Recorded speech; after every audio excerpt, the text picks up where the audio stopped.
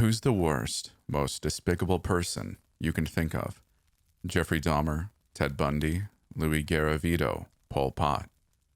Of course, you can make your own arguments for any one of them, or anybody else for that matter. Yet all of these people have one thing in common. They're human. Preposterous people trying to act like monsters, either due to lofty, ridiculous ideals, or some primal urge to revolt against society as a whole.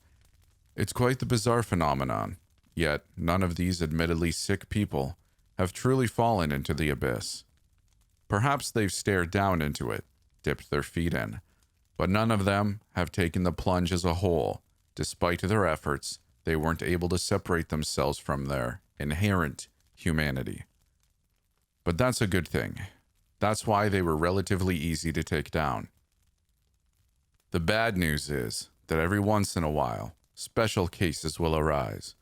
In our circles, we call these individuals the void people, or just the voids. Individuals so far gone that they can hardly be considered humans anymore. The cause behind entities like these? Well, I wouldn't know. Nobody really does. Maybe they were born with that latent potential. Maybe they underwent some obscure supernatural transformation. Maybe their experiments gone awry. Aliens from another planet. Damn. Maybe they're literal demons from hell brought here by some fool who just had to conduct some screwed up ritual. Who the hell knows? The only detail that matters is the fact that they exist, and dealing with them is more than a bitch. I'm sure you're familiar with the concept of max security prisons, places where drug kingpins, terrorists, and prolific serial killers, etc. are sent. The place is meant to contain the worst among humans. Well, those are a joke compared to where the voids are kept, at a pair of undisclosed coordinates built in the underground of a tiny island somewhere deep in the Atlantic. There exists a prison unlike anything you could imagine. We simply call it the Chasm, a penitentiary for pure, unbridled evil. A collective evil that would surely yield humanity's extinction in a couple of months if it were allowed to run rampant in the world. Let me emphasize this a bit further. The individuals that require being held there are not merely criminally insane. They are criminally, absolutely out of this universe, freaking bonkers. Of course, you wouldn't know about any of this. Why would you? The government would probably sacrifice 1,000 children before they divulge a single detail about the place to a person without high enough clearance. But you know, that's just how they are. Before I came, there were exactly 32 confined there, save for 2 that were still being actively pursued through the Brazilian underground and Russian tundra, respectively. That was about all of them in the world. At least we assume that was all of them. Can't be sure about anything these days. Each holding cell was fortified to hell, specifically designed to counter and contain the respective void they were holding. If they managed to escape, there were 8 drones armed with Gatling guns, blades, grenades, and rockets, waiting for them within a larger chamber. If they managed to break through that, then 20 guards in mechanized suits would have to step in. However, everybody understood the futility of that protocol. Those guards were getting slaughtered in seconds, regardless of the void they went up against. Maybe minutes if they were really skilled. Honestly, I'm not entirely sure why any of us regular guards are stationed here at all. Bureaucracy, I guess. Who knows what the government's thinking. If the situation were to ever get too drastic, then there was really only one feasible countermeasure in place. A last resort, so to speak. The higher-ups would have to call in something known as Task Force Void Nova Hammer, or TFVNH for short. I've never seen them in action before, nor do I know much about them. Not that I really want to, though. If you ever find yourself witnessing them in person, then that must mean you're having a bad, bad day. So why am I disclosing all of this uber-classified information that would either get me killed or thrown in the deepest hole conceivable for the rest of my short life? Well, I'd estimate that there's about a 90% chance that I'm going to die by the end of today. And even if I do make it out of this fiasco, my life's never really going to be the same. So screw it. Here we go. My day started out in more or less normal. I was part of the unit guarding somebody known as Jim Henninger. Well, that was his real name. It doesn't evoke a lot of fear, does it? That's why we had to call him something else. Since he used to be some psychosurgeon or something, we've dubbed him the Surgeon. Really creative stuff, I know. Standing at 5'7", or 171 centimeters, 135 pounds or 61 kilograms, we were all required to memorize their physical stats. He doesn't look like much. However, if you ever find yourself in the same room with him, no matter how big and tough you are, you're getting dissected or something. The main danger surrounding him stems from the fact that he seems to be able to teleport on will. 1 second you'll be staring at his dark, lifeless eyes, and after one blink he'll disappear in a cloud of black haze, only to end up breathing right down your neck. For that reason, there's got to be at least 10 sets of eyes on his monitor at all times. There's no way around it. If he's not being watched, he will escape. He's also kind of unkillable. No matter how many bullets you put through his head or blades you plunge into his chest, the guy just won't croak. And once he gets a scalpel in his hands, oh boy. Of course, he's just 1 out of 32, and comparatively speaking, on the tamer side. With that said, my guard shift ended without any incident. Routine stuff. Following that, I went on break in the lunchroom with my buddy Sandhu. Our conversations were usually pretty dry, but at least I can talk to the guy. It's hard to get along with any of the other guards. They're all just weird, in one way or another. Anyway, lunch was usually the most enjoyable part of a working day in the chasm. What I didn't enjoy was the blaring freaking alarm and deafening repeating automated voice blasting the word breach that went off right as I was about to take my chili out of the microwave. I could see Sandhu's face drop at the disturbance. "You're damn kidding me," he mouthed. Now, I'd only ever experienced one minor breach up until that point, and it was from the surgeon. I guess none of us were paying any attention that day. He made it about 8 miles off the coast using a stolen boat, racking up a total body count of 145 in his wake.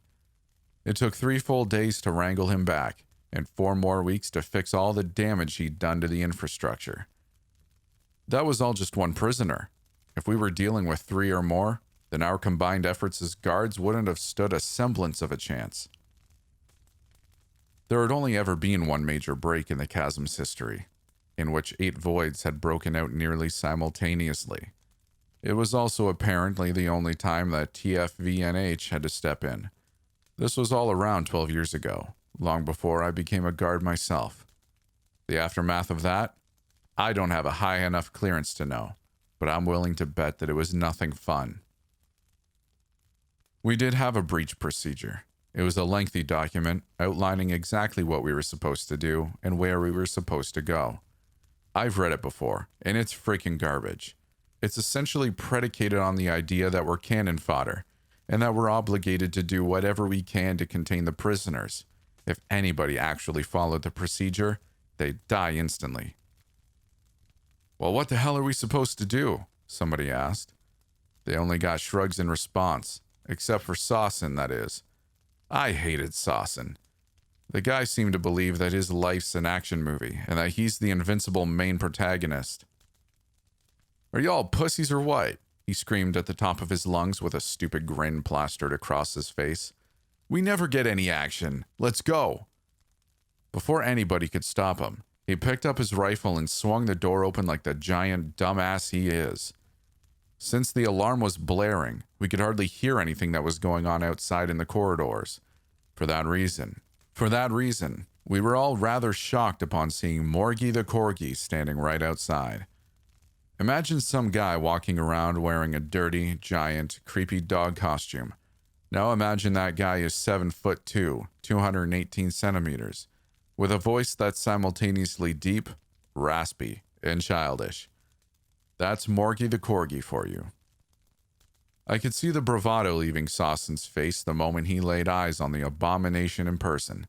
We'd only ever seen him through a screen before. Rough! I always hated it when people tried imitating dogs, but hearing it come from Morgie was a bit different and a lot worse. Before Sawson could even put his finger on the trigger, his head was smashed into a pulp. Morgie began pouncing on other guards, effortlessly crushing limbs with his oversized paws. He'd switch between running around on his feet and crawling on all fours. The last thing I saw before running out of the break room was Morgie forcing the remaining horrified agents to play fetch with him using a stray arm. But of course, it's not like I managed to escape anywhere better. The entire place was in a freaking tizzy. The squad leaders were frenetic, attempting to scrap together some kind of suppression force. I couldn't understand why they were so delusional. Are we guards supposed to be badass? Yeah. Due to our field prowess, we were specifically selected from the existing pool of CIA agents and military personnel to be dropped into this godforsaken place. Put us up against a trafficking militia, terrorists, etc., and we'll smoke them. But what we can't deal with are things that aren't supposed to exist in the first place. We watch creature features and slasher flicks with the inherent understanding that we're watching fiction, a type of visual catharsis for our inherent fascination with the dark and grim. It's not supposed to be real, and we have no idea how to act once we find it standing right in front of our faces. Not even us so-called elite agents. Like I said, I'm not sure why they even bothered keeping guards in the chasm to begin with. These were the thoughts that ran through my head as I bolted through the hellish corridor. At one point, I stumbled upon a crowd of guards leering over some rails. Shockingly, they didn't seem concerned in the slightest. "What the hell are you guys looking at?" I asked them. A guard I recognized as Fenton turned around. "This is gonna be sick," he grinned, gesturing for me to look below. I didn't even know where I was going, so I didn't realize that I'd wandered into the level right above the weight room. It was a sprawling gym with an abundance of the best equipment obtainable, but there was one guard that used it the most. Branko Petrovic, a Serbian-American whose oversized frame hardly makes any damn sense. I swear, when I first met the guy, he couldn't have been over 7 feet. He's around 8'2", or 249 centimeters now. I'm not quite sure what kind of bizarre experiments they ran on him, but they sure as hell overdid it. Despite the alarms, he was in the middle of overhead pressing what appeared to be an ungodly amount of weight when one of the escaped voids wandered onto the weight room floor. It was Luz, standing at 6'2", 205 pounds. Like all the other prisoners, the guy was a complete mystery. His mostly bare body was comparable to that of a bodybuilder's, save for the hundreds of gnarly scars decorating his skin. The more disconcerting part of his aesthetic was the fact that he only had one half of his face. The other half consisted of his exposed skull, with some kind of red, electrical current running through his cranial bones. He had that same current running through his hands, which allowed him to savagely electrocute whatever organic material he touched, quickly rendering it into a pile of steaming black mush. I guess that my fellow agents didn't bother reading up on the prisoners they guarded, because Branko never stood a chance. It didn't matter if you were superior to Luz in terms of strength. One touch and you were gone for. The only practicable way to take him down was by using ranged weapons, and even then, that task was easier said than done. Branko grunted like the dumb meathead he is before grabbing an Olympic weightlifting plate and chucking it like a frisbee at Luz. It connected, seemingly shattering his ribs, but it wasn't nearly enough to take him down. As soon as he rushed forward, the fight had been decided. Branko attempted to tackle him, a mistake so horrible that his whole body began twitching as his skin made contact with Luz's fingertips. The electricity spread through his giant frame, causing his vitals to shut down within seconds. In no time at all, he was reduced to a heaping mass of scorched flesh on the floor. He didn't even have time to scream. I could see the respective faces of my stunned colleagues drop as they witnessed what they likely deemed an improbable outcome. Idiots that they were. But truth be told, I was also an idiot for even bothering to stay. Not long after, the sounds of cracking bones and heavy footsteps began emanating from an adjacent walkway. Along with the rest of the agents, my gaze shifted towards what was sure to be another incoming menace. the locked metal door to the corridor was suddenly dented from the other side. A big dent, mind you. It only took one more blow to blast it off its hinges completely. Standing at 6'6", 242, and arriving in a haze of blood, guts, and limbs, was the slasher flick-esque killer colloquially known as Wirehead. In congruence with his name, his entire head, save for a single eye, was wrapped in rusty barbed wire. He wore a decrepit, old leather jacket and jeans, complete with a large pompadour on top, like an 80s, or whatever, high school delinquent. Everybody's main concern was the weapon in his hands, a large iron bat wrapped in the same barbed wire on his head. If you didn't die from the impact, unlikely. The subsequent infection would surely get you. And don't ask us why we didn't take his weapon away when we contained him. We did. But somehow, some way, he got it back. These things really can't be helped. What the hell is going on? I thought. Breaches happened, sure. But it seemed as if every single damn void had somehow escaped. How is that possible? In any case, I couldn't afford to think deep into it at the moment. As Wirehead began mowing down the mystified agents in his way, I found myself accidentally making eye contact with Luz from below. I nearly had a heart attack as it began pushing through the crowd. Even though I was implicitly certain of the fact that no other location within the chasm would have been much safer, I was still being driven ahead by my fight-or-flight responses, away from the immediate threat. It was kind of funny. I'd been through so many life-or-death experiences that my reaction to adrenaline coursing through my veins had been dulled. Well, it sure as hell got invigorated today. I guess I wasn't paying enough attention to my surroundings, because right as I was about to climb a staircase, I felt an oversized arm slam into my chest, knocking me over in the process. I looked up to see another guard, Cade, leering down at me. Sure, I was happy it wasn't one of the voids, but Cade wasn't much more pleasant. "What are you running for?" He shot me a smug grin. "This is a breach, isn't it? Why don't we do our jobs here and fix it?" "Oh, screw off," I spat at him, before trying to duck past. No luck there. He caught me by the collar and slammed me into a wall. He certainly had the weight advantage. Still, I didn't practice hand-to-hand combat just to be ragdolled by some idiot. I slammed my elbow down on his wrist, which managed to loosen his grip. I followed up with a knee to the stomach and then attempted to strike his neck. But then, he caught my wrist mid-punch. "Nice moves," he said, in an obnoxiously sarcastic tone. He took his palm and rammed it into my chin, nearly causing me to black out. In the meantime, Wirehead was getting closer. "Guess we'll have to take this up another time," he said. "Somebody's got to work around here." I had no idea what he was thinking trying to take on one of the voids, but I wasn't trying to see his delusions through in person.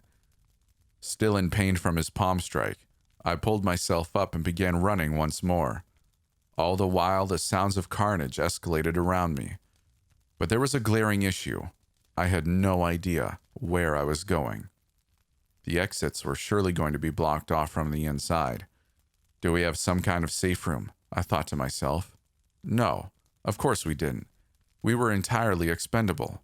They 100% expected us to fight these things head on, even though there was zero damn chance of victory on our side.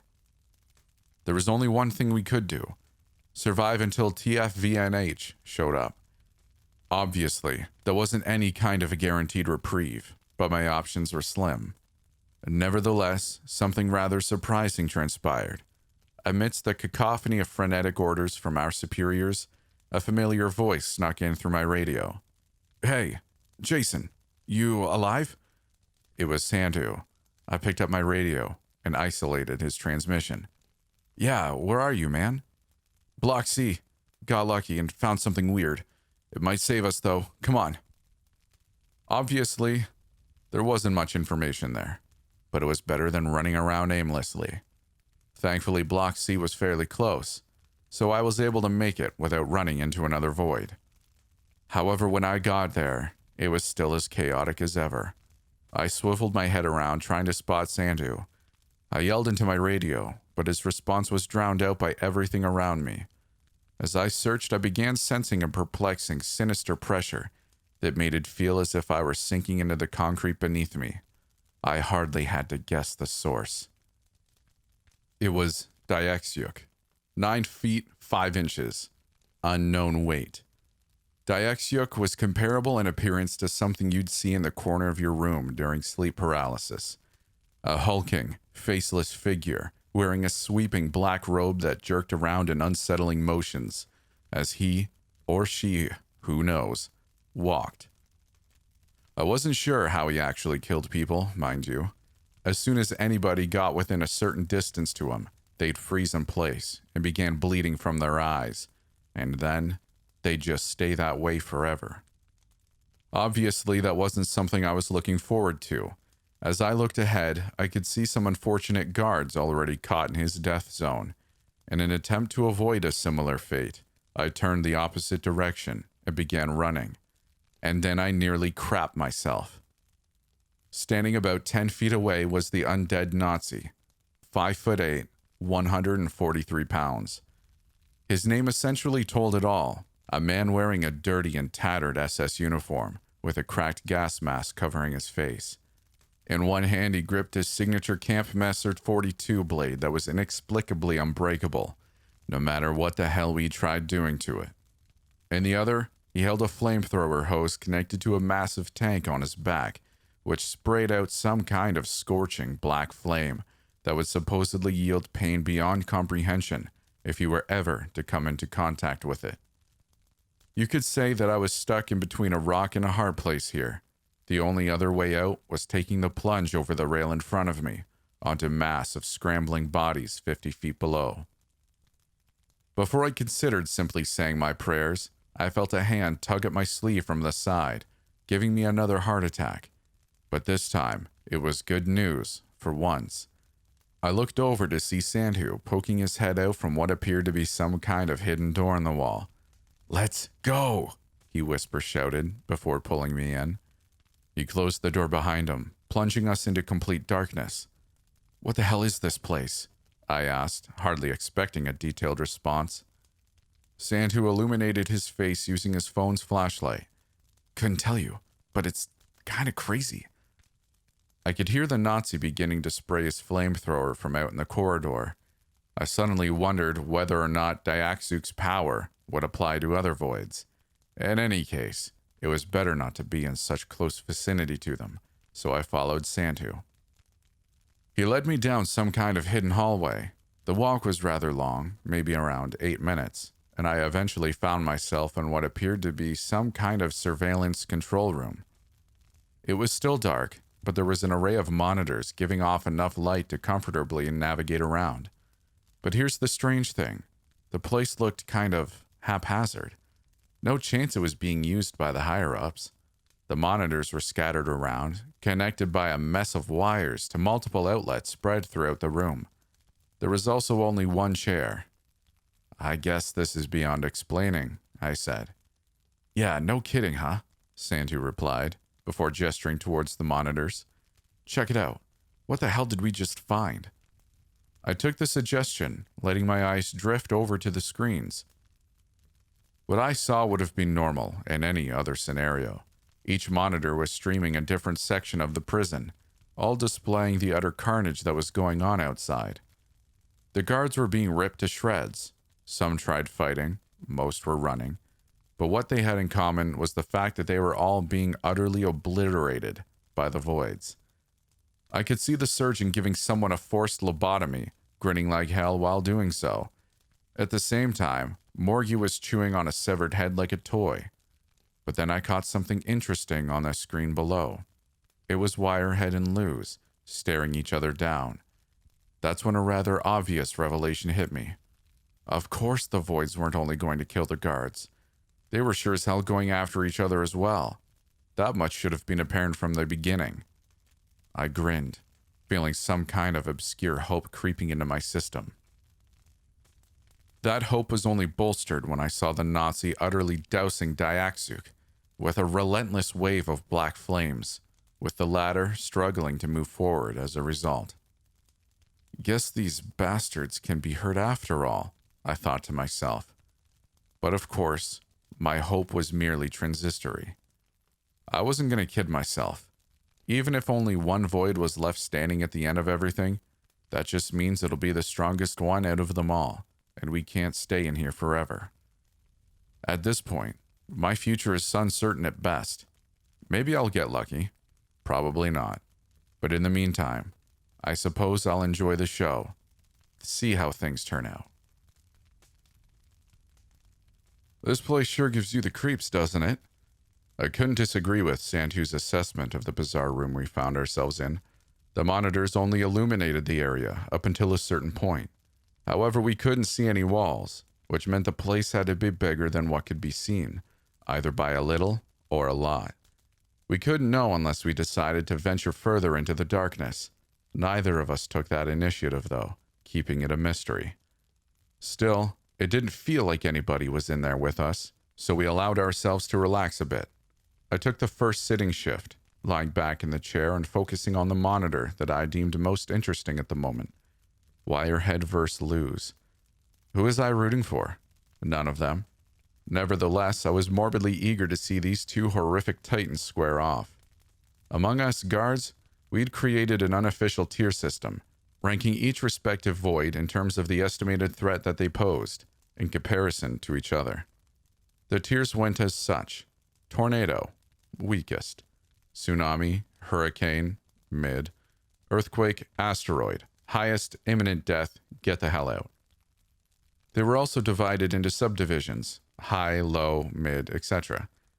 With that said, Luz was around a high tornado, while Wirehead was a mid tsunami.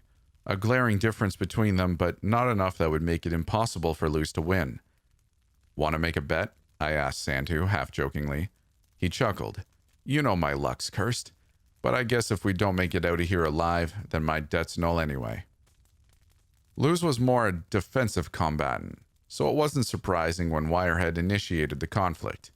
He twirled his bat around, still with the remnants of guard flesh clinging onto it, in a near-mocking fashion at Luz. He was a delinquent, after all. Luz hardly reacted, of course.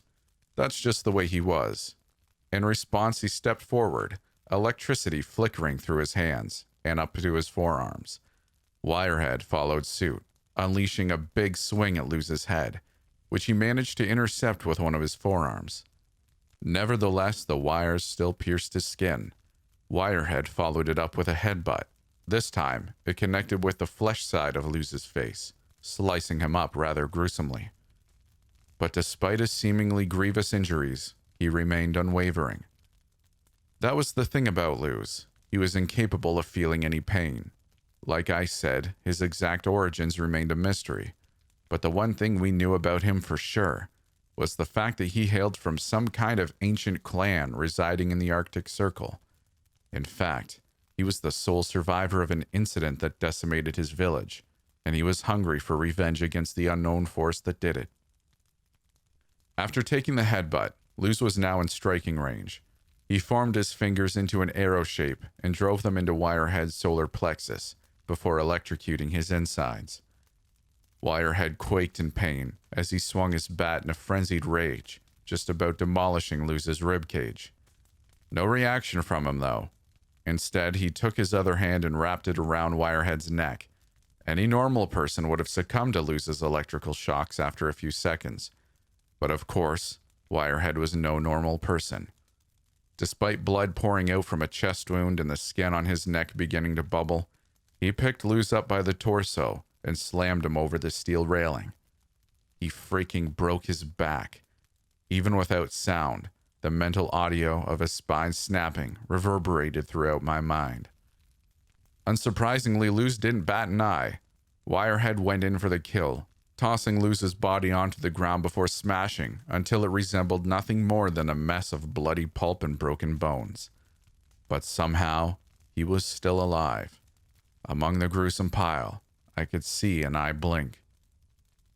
Once Wirehead had exhausted himself from his relentless swinging, Luz took his chance. Using his one arm that hadn't been smashed to bits, he crawled over and grabbed Wirehead by the foot before scaling himself up to his neck. Once there, he drilled his fist into Wirehead's forehead, utterly shredding his own hand in the process. In the end, it was worth the sacrifice. He was able to electrocute Wirehead's brain, finally causing the behemoth to drop. "So, I guess he won?" Santu said. "I guess." I had my own reservations about calling Luz's performance a victory. By the end of it, all of his limbs and his spine had been shattered, and not an inch of his body wasn't hosting a series of deep cuts. The good side of his face had also been chipped away to the skull, leaving only his eye and half his nose intact. And yet, he didn't move with a hint of desperation or concern, calmly crawling away from the scene, using his one mangled hand.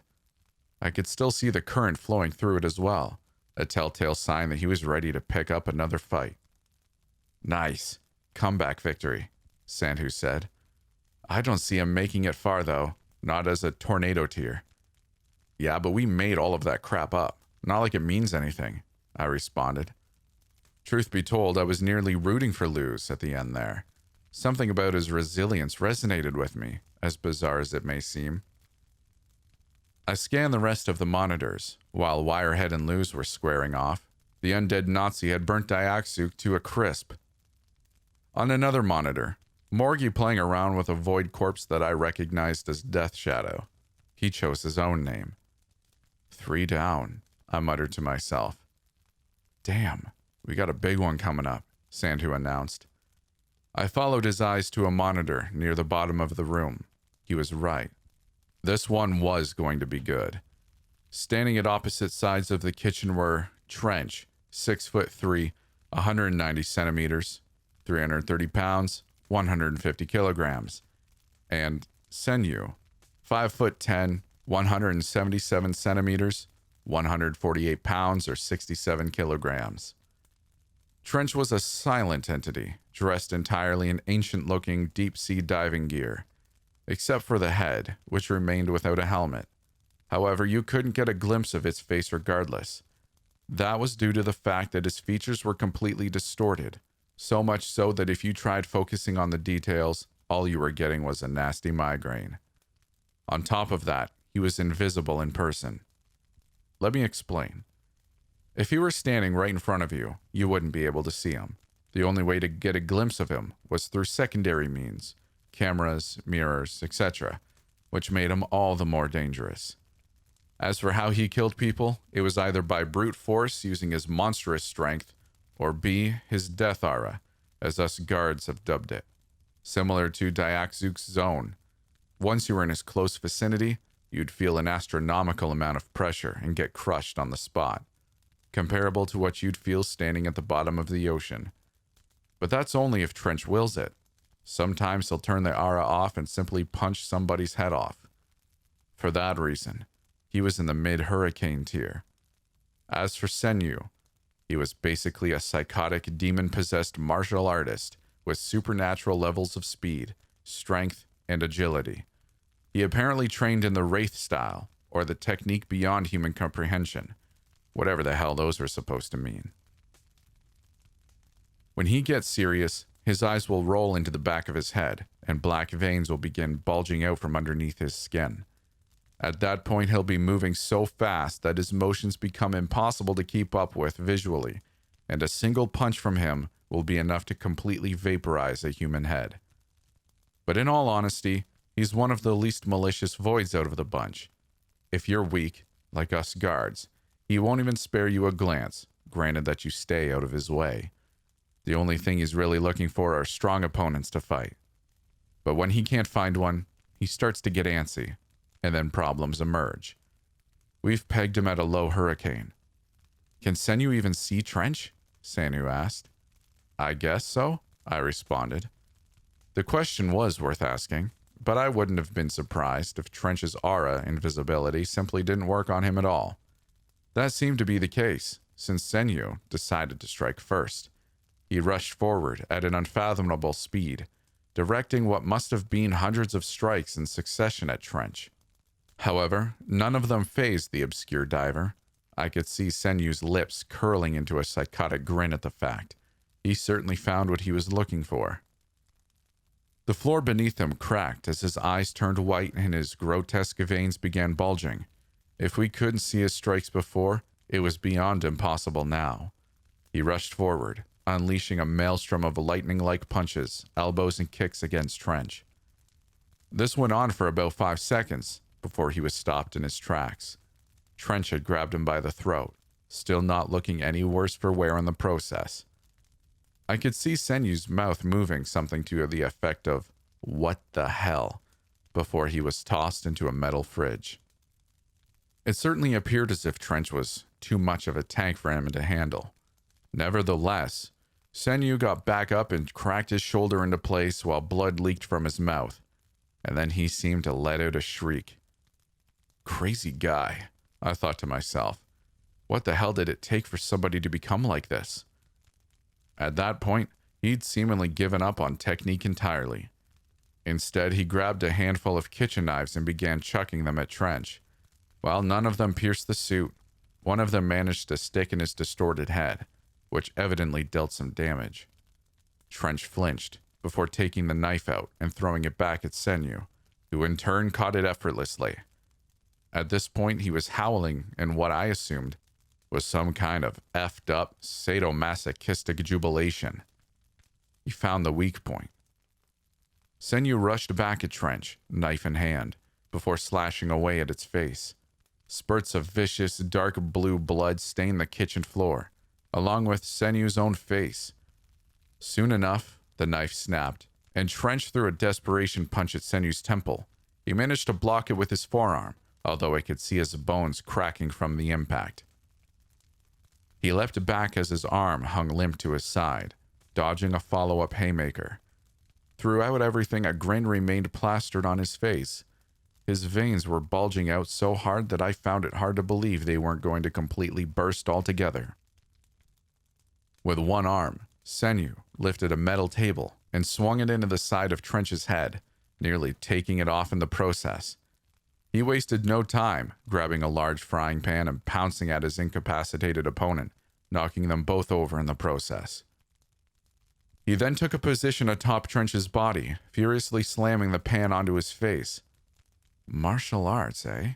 I could hear Sandu mutter. After what must have been 250 blows, the pan broke. On the ground. Trench's head had been obliterated no less than 50 strikes prior. Senyu tossed the scrap metal aside and looked up at the ceiling, presumably screaming his lungs sore in sheer combative delight.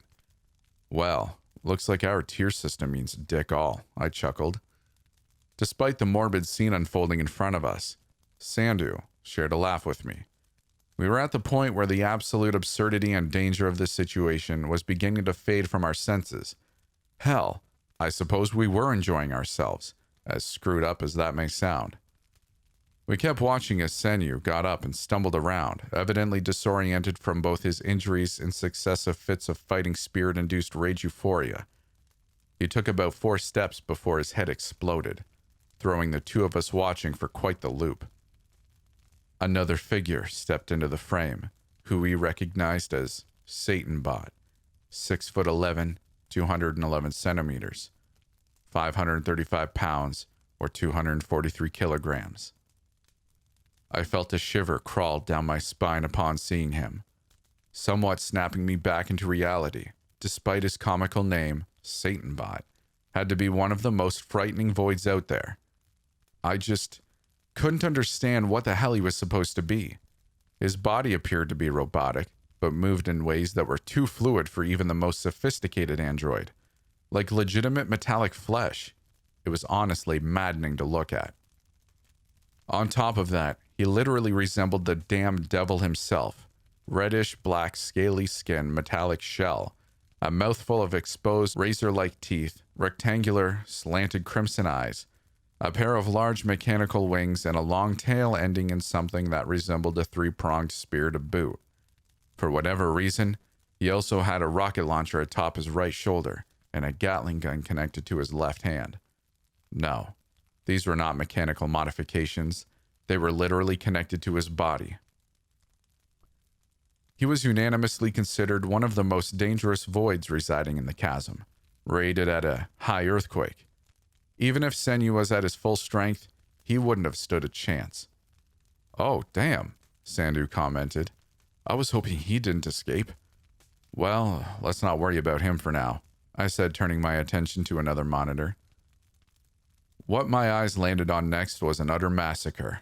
Sitting atop a pile of guard bodies that must have eclipsed 6 feet was Hugo Wright, a.k.a. the Brutal Bishop. 6'2", 189 centimeters, 200 pounds, or 91 kilograms. Like his name indicated, he was dressed in a traditional Vicar priest outfit. The only difference was the fact that the cross he wore around his neck was fashioned out of blades. The man himself had long, sweeping black hair and about 14 bags under both of his dead blue eyes. It was unclear to us what his real motivations were. It's not like he really followed the rules of any religion on Earth, despite his outfit. He just went on long rants about the sin of natalism and the futility of existence, and how, to reach a state of sanctity, we must first reach a clean state. Basically, he wanted to kill every sentient being on Earth, and then himself. He wasn't all talk either. He was certainly strong. We rated him at a low hurricane. After praying to whatever screwed-up deity he worshipped atop his pile of corpses, he slid down and began stalking the corridors for some more victims to fulfill his holy objective. Who he came across next couldn't have been more perfect. Kale Silva, a.k.a. Vampire Cop, 5'9", 175 centimeters, 176 pounds, or 80 kilograms. Kale was rather interesting, being that he was one of the most cooperative voids. In fact, he was the only prisoner that willingly turned himself in. His backstory was interesting as well, and of the few we actually knew about, he used to be a prolific, merciless Brazilian cop who patrolled the most dangerous parts of Rio. It was so much so that he earned a reputation amongst the criminal underground as the Reaper. But he was still only human. During one fateful mission, his entire unit was massacred during an ambush attack by about a dozen distinct gangs who were all unified under the same goal of taking him down. He was the only survivor, but was captured in the process. After being brutally tortured in a warehouse for about 5 hours, the lights suddenly went out. During this period of darkness, the only sounds entering his ears were those of carnage. Every single gang member was being obliterated by some unknown force. At the end of the bloodbath, he could hear footsteps slowly approaching him, before a deep, raspy voice whispered something into his ear. "There's potential in you. Allow me to bestow you with an opportunity." He felt a sharp pain hit his neck before the hidden entity spoke to him again. "Fulfill your duty." And then he passed out. When he woke up, he found himself in his bed, with all the wounds from his torture session just about healed. All wounds except for one, a bite mark on his neck. His appearance had also changed drastically. Pale skin, dark eyes, and fangs. He'd heard about the stories, but could hardly comprehend he'd become one himself. While he couldn't handle being exposed to the sun anymore, he found himself with superhuman strength and regeneration, which he used to brutalize criminals at night as a vigilante. However, it didn't take long for him to go too far. One night he went into a frenzy, breaking into the house of a suspected rapist and killing everybody inside. Everybody, including the rapist's innocent mother and daughter. His resolve in regards to justice had never wavered, remaining strong no matter what he went through. For that reason, he could hardly live with guilt on his conscience, and walked to the police station he used to work at, turning himself into his former colleagues that all thought he was dead. Of course, the news spread quickly. That's when the CIA stepped in and transferred him over to the chasm. He put up no resistance. In fact, he deemed the chasm a place where he 100% belonged. Safe to say he was a rather bizarre case. We still put him at a low hurricane, same as Hugo. On the monitor, I could see Kale's lips moving. Wanting to hear what he had to say, I began looking around to see if I could get some audio. It didn't take too long for me to find the volume control panel, which was located right under the middle desk. Thankfully, whoever set this weird place up took the liberty of labeling each switch with its respective monitor. I turned the volume up right in the middle of Kale's spiel. Dangerous scum. I'm gonna have to dispose of you all before it's too late. Hugo's face remained expressionless. Scum. An apt description of the ones residing in this place. But I understand that you're also a man wrought with unforgivable sin. I'll treat you no differently, he responded. Kale chuckled. Wouldn't expect you not to. He took a provocative fighting stance. Come on, Englishman. Let's settle this. Hugo put a hand on his blade cross before muttering another prayer to himself. He looked up at Kale, his eyes now a deep crimson. The atrocities I commit are only in the pursuit of ultimate holiness. I hope you can understand that. Kale grinned. Yeah, I get it. Crazy people are crazy. As he finished the sentence, he rushed toward in a quick blur, sinking his fangs into Hugo's neck. In turn, Hugo grabbed Kale's head and twisted, snapping his neck in what had to be the most gruesome manner feasible, before plunging a fist into his chest. For the first time, Hugo grimaced. What's wrong with your heart? He asked, before retracting his hand, revealing severe burn marks. Kale twisted his head back into place before shooting Hugo a bloody grin. I couldn't tell you, buddy. They traded blows for a few more minutes, pummeling each other into oblivion. While Kale was certainly more skilled and had more tools at his disposal, Hugo possessed more raw power. Eventually, it came to a standstill. Kale had suffered upwards of 20 fatal injuries, forcing his regeneration abilities to the brink. Hugo was bleeding all over, had about 6 bone fractures, an eye gouged out, and an ear ripped off. You're pretty freaking annoying, aren't you? Kale rasped out. Hugo bent over, coughing up a mouthful of blood.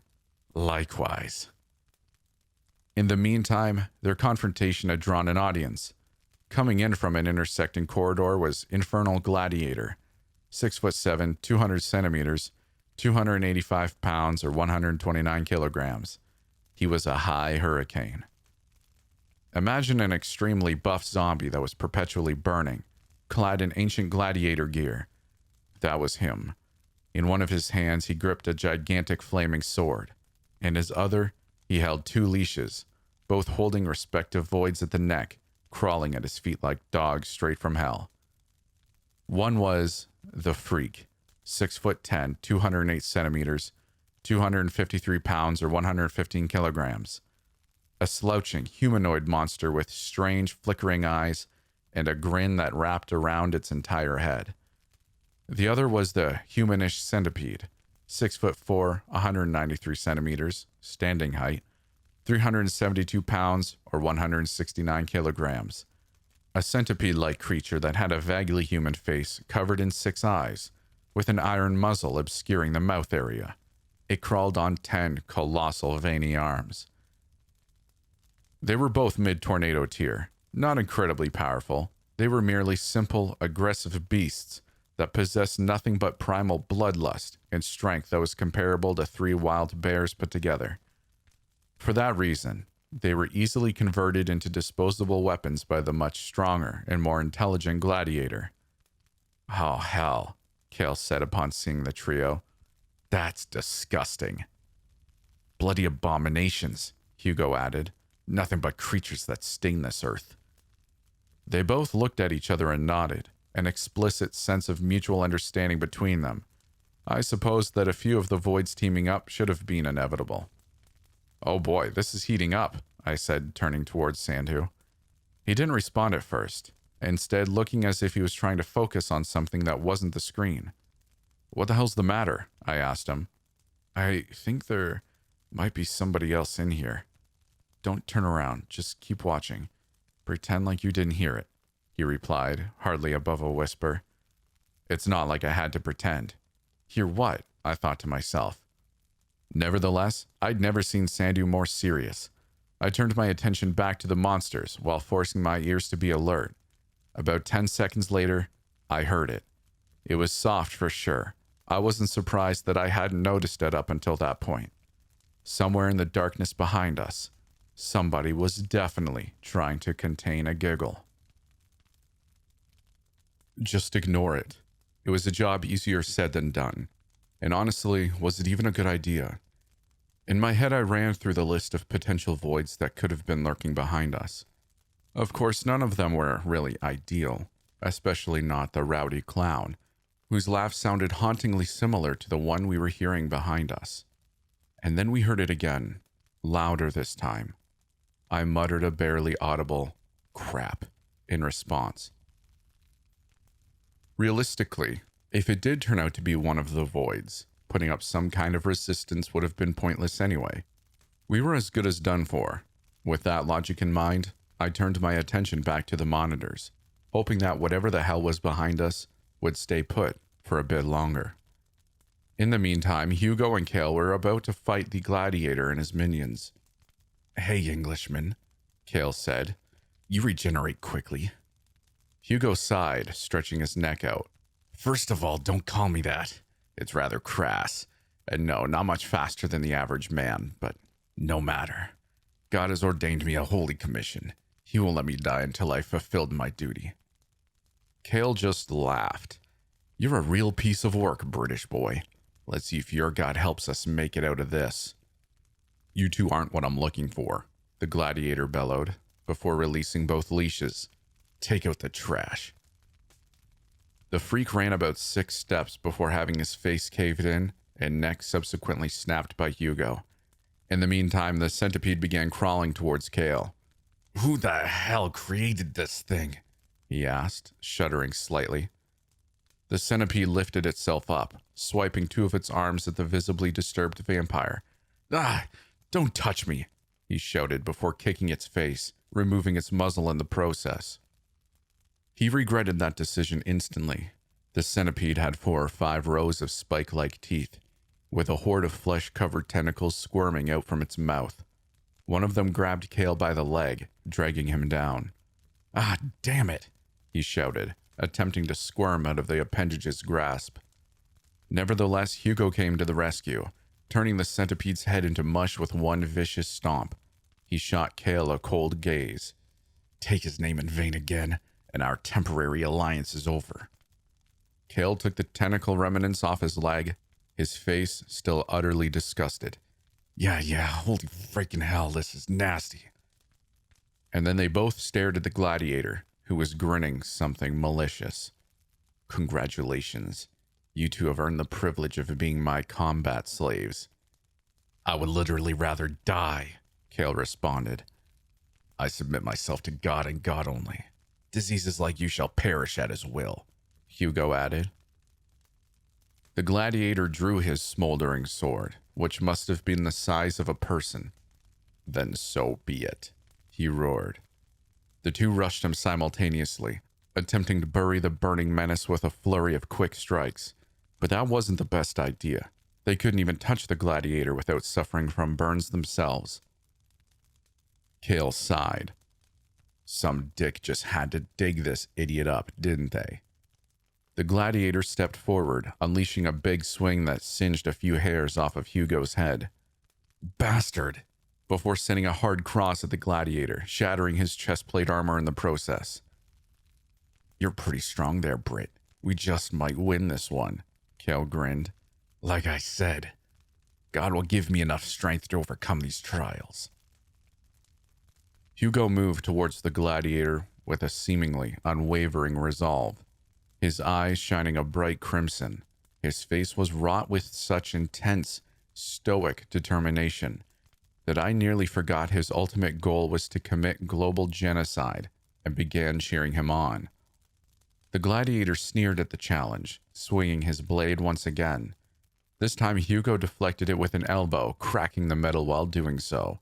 He followed up by directing a flying hook kick at the gladiator's jaw, managing to rip it off completely. Kale followed up by biting the gladiator's shoulder and tearing a large chunk off, burning most of his face in the process. "Ah," he said, spitting out the charred undead flesh. "Not my cup of tea." "Are you all right?" Hugo asked, staring at his scorched face. "Yeah, should heal up in no time." However, the gladiator was relentless, letting out a frenzied roar before bolting towards Kale. He managed to dodge most of the gladiator's blows, only taking the full brunt of his last punch. Still, that one blow was enough to form a deep, fleshy crater in his torso, while sending him flying into the steel rail, causing it to bend. "Damn," Kale stammered out, staring down at the unsightly wound. "No, that's not good. Gonna take longer to heal." Hugo exhaled. The situation has become bothersome. He went back after the gladiator, sending a ruthless barrage of strikes his way. There was an evident skill gap between the two voids, with Hugo landing about 90% of his attacks. On the other hand, the gladiator only managed to land 3 or 4 clean hits of his own. Nevertheless, each one of them dealt far more damage than any of Hugo's. After about a minute of fighting, Hugo's left arm was completely mangled, his right rib cage had been shattered, and the entire right side of his face was burnt. The gladiator had also taken a fair amount of damage, but not nearly enough to slow it down. Kale groaned as he attempted to insert himself back into the fight, but that task wasn't an easy one. He could hardly move his torso, just about completely destroyed. "I suppose this must be my final trial," Hugo said, somewhat solemnly. "What the hell are you talking about?" Kale asked, still groaning. And then, for the first time since we began watching, Hugo smiled. "God wills it." Using his good arm, Hugo removed the upper section of his robe, revealing a pale, mutilated, scar-ridden body beneath. He muttered another prayer before looking up at the ceiling, tears now swelling up in his eyes. "Thank you," he muttered. Along with his eyes, the scars on his body suddenly began glowing a deep red. "Tricks won't be enough," the gladiator thundered, before swinging his blade at Hugo's neck. I don't think that I managed to catch exactly what happened next. However, I was certain that I was about to see a head rolling. Instead, the gladiator's blade shattered into what looked like a million pieces. At first, I didn't even notice the gaping hole in the gladiator's chest. "How did you?" The gladiator was interrupted by his neck being brutally cranked to the side. As the flaming behemoth dropped, so did Hugo. By then, Kale had regenerated to the point of being able to walk. He stumbled over to the near comatose bishop. "What the hell was that?" he asked, half grinning. "I detached myself from my earthly limitations. An egregious sin, but I needed to fulfill my holy mission."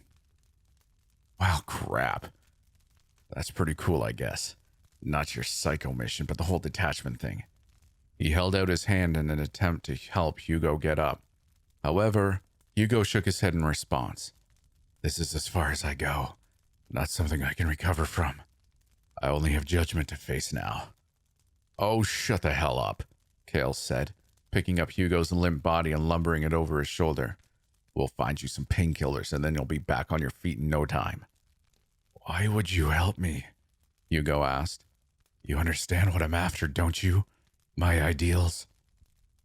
"Well, I don't think I could have handled the gladiator on my own.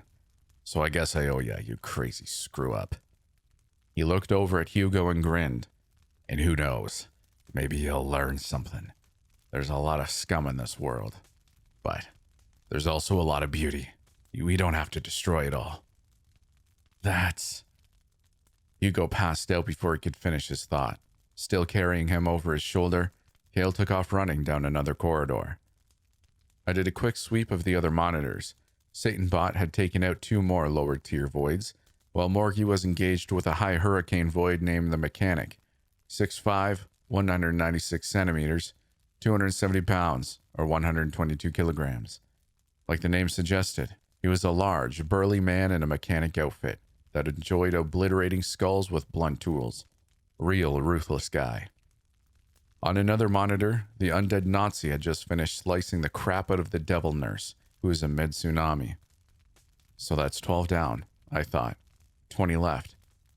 The crap show wasn't anywhere near done. "Check it out," Sandu said. "There's still 4 voids who haven't escaped yet." Sure enough, he was right. First off, there was the Titan. 15 feet, 7 inches, 475 centimeters. 1,438 pounds, or 652 kilograms. A colossal entity with destructive capabilities that were nigh impossible to deal with. It was humanoid, with an immensely muscular frame, further accentuated by the fact that there wasn't an ounce of fat on its entire body. Its harder-than-steel skin was reddish and cracked all over, with a road map of razor-like veins bulging out at every square inch. And then there was the face. It had 6 sets of glowing blue eyes and a mouthful of fangs with exposed gums that were caustic to the touch.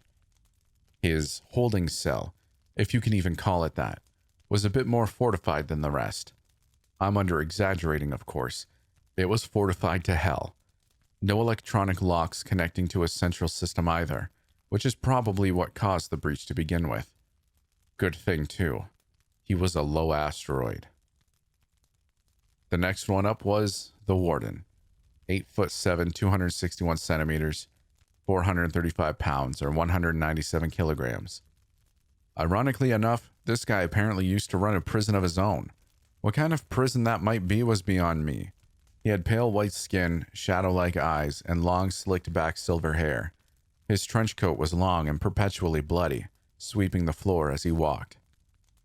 I've heard stories about the guy. Supposedly, he killed upwards of 700 prisoners during a breach at his prison, managing to come out unscathed from a devastating explosion afterwards. He was as dangerous as a void could get without being considered asteroid tier, being a high earthquake. Funnily enough, his cell was wide open, with guard bodies and destroyed mech suits littering the space. But instead of getting up and walking out, he simply sat, expression devoid of anything at all, like it usually was. Obviously, he was up to nothing good. The next one was quite the doozy, the strongest void in the entire chasm, in fact. It went by a simple moniker, the Calamity of Earth, or just the Calamity for short.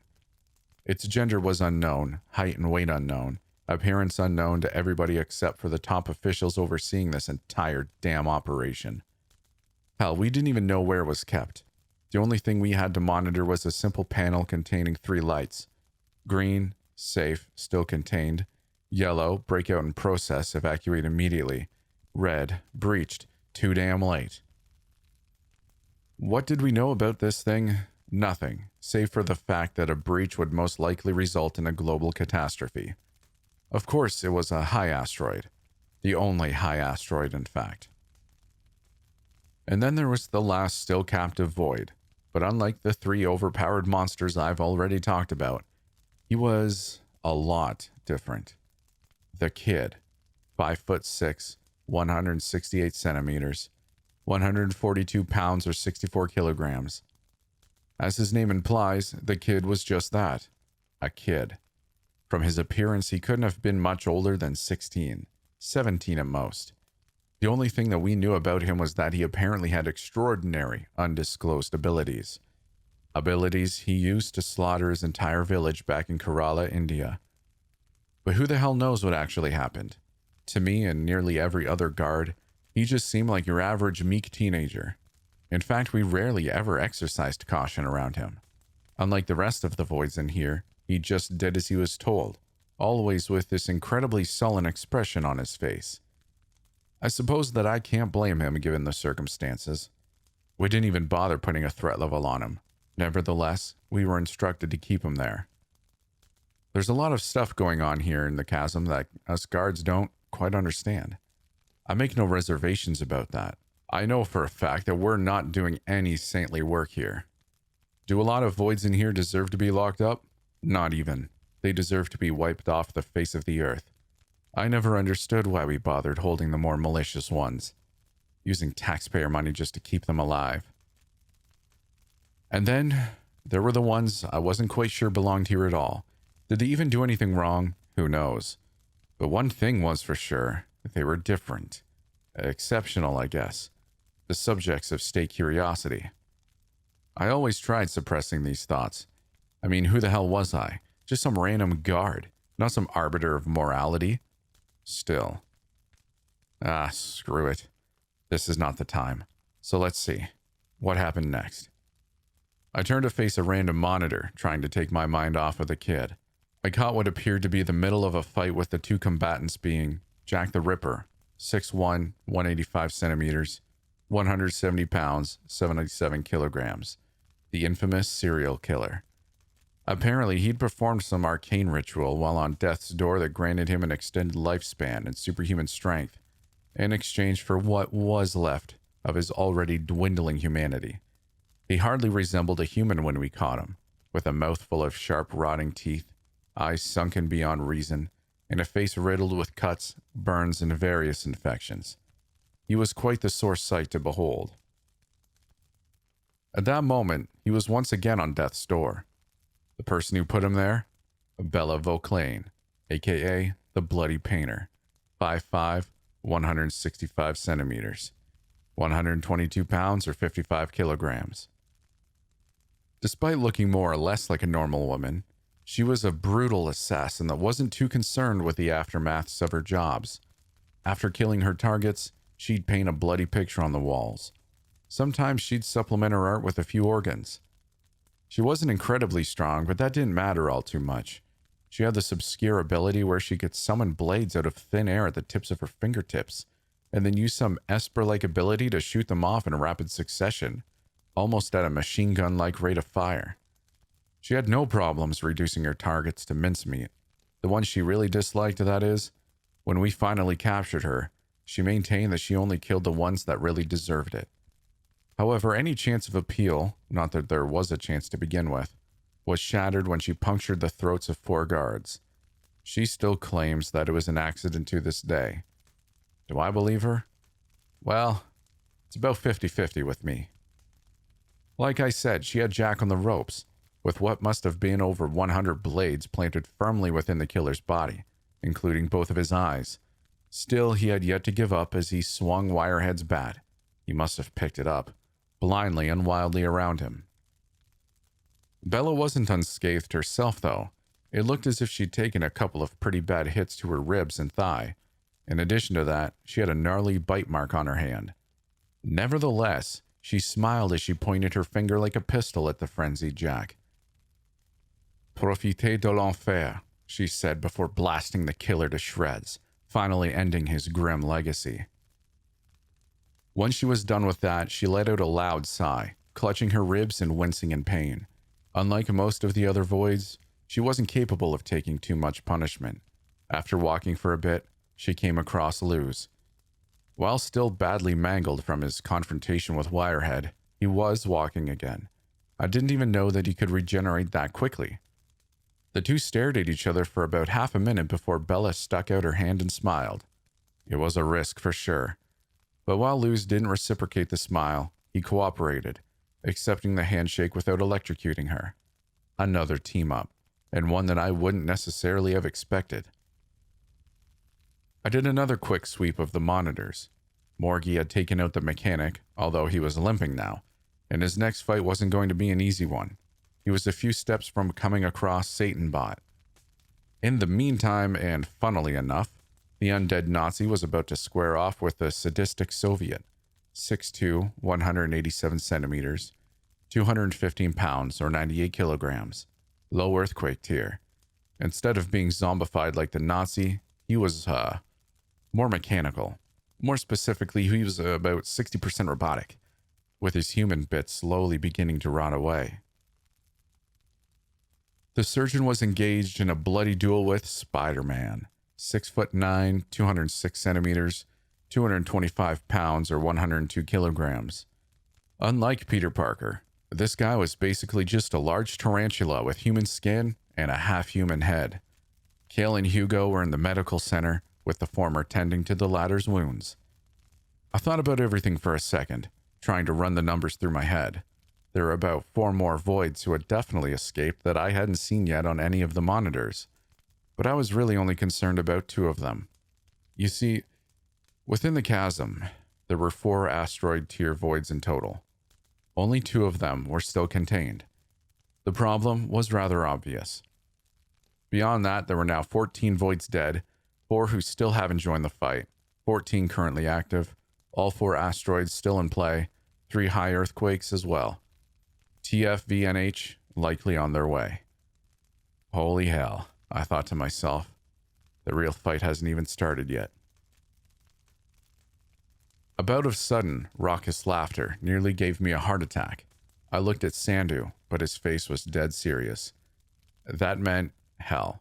With everything that was going on, I completely forgot about the elephant in the room. But sure enough, they were finally ready to reveal themselves. As footsteps began emanating from the darkness behind us, I braced myself for whatever horrific entity we were surely about to encounter. But instead of that, it was an unfamiliar guy that looked to be in his mid-20s with messy, dirty blonde hair, dressed in a Hawaiian shirt and khaki shorts. He was probably around 5'10", 178 centimeters, 130 pounds or 59 kilograms soaking wet. "What the hell?" Sandu said upon seeing him. The man continued laughing as he strolled towards us. "Oh man," he blurted out in between chuckles. "There's crap in both your pants right now, isn't there? Don't lie to me." "Well, the joke's gone on long enough." "Who the hell are you?" Sandu asked, sounding somewhat agitated. The man put his arms up in an ostensibly defensive manner. "Relax. I'm just an observer here, but..." His bloodshot eyes seemed to bulge out as they wandered over to the monitors. "It looks like the preliminaries are over. Time for the good stuff." "I'm so sorry. I forgot to introduce myself." The man stepped towards us with a gaze that I can only describe as volatile. Perhaps in the moment he had no ill intent, but there were volcanoes behind his eyes. Volcanoes that looked ready to erupt at any damn point. For that reason, I found myself slowly backing away. But not Sandu. For whatever reason, he stood his ground, facing the strange man without reservation.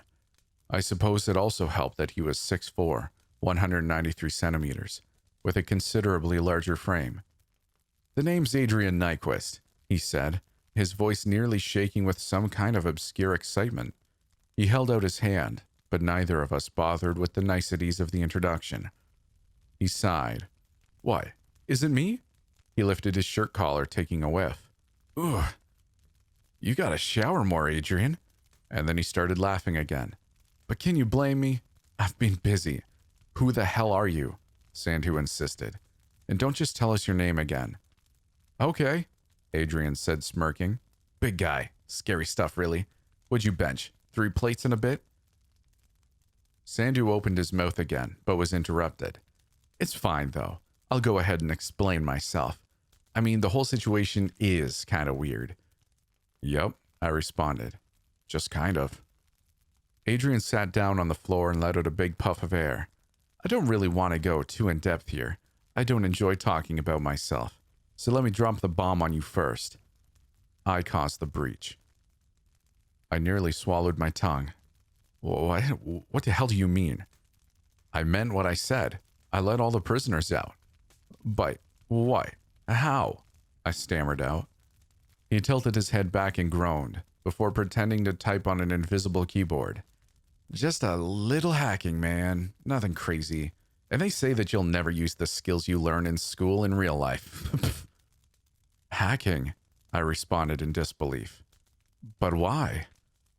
"Well, that's where it does get a little crazy. Now, have you ever hopped dimensions?" "Have I ever freaking what?"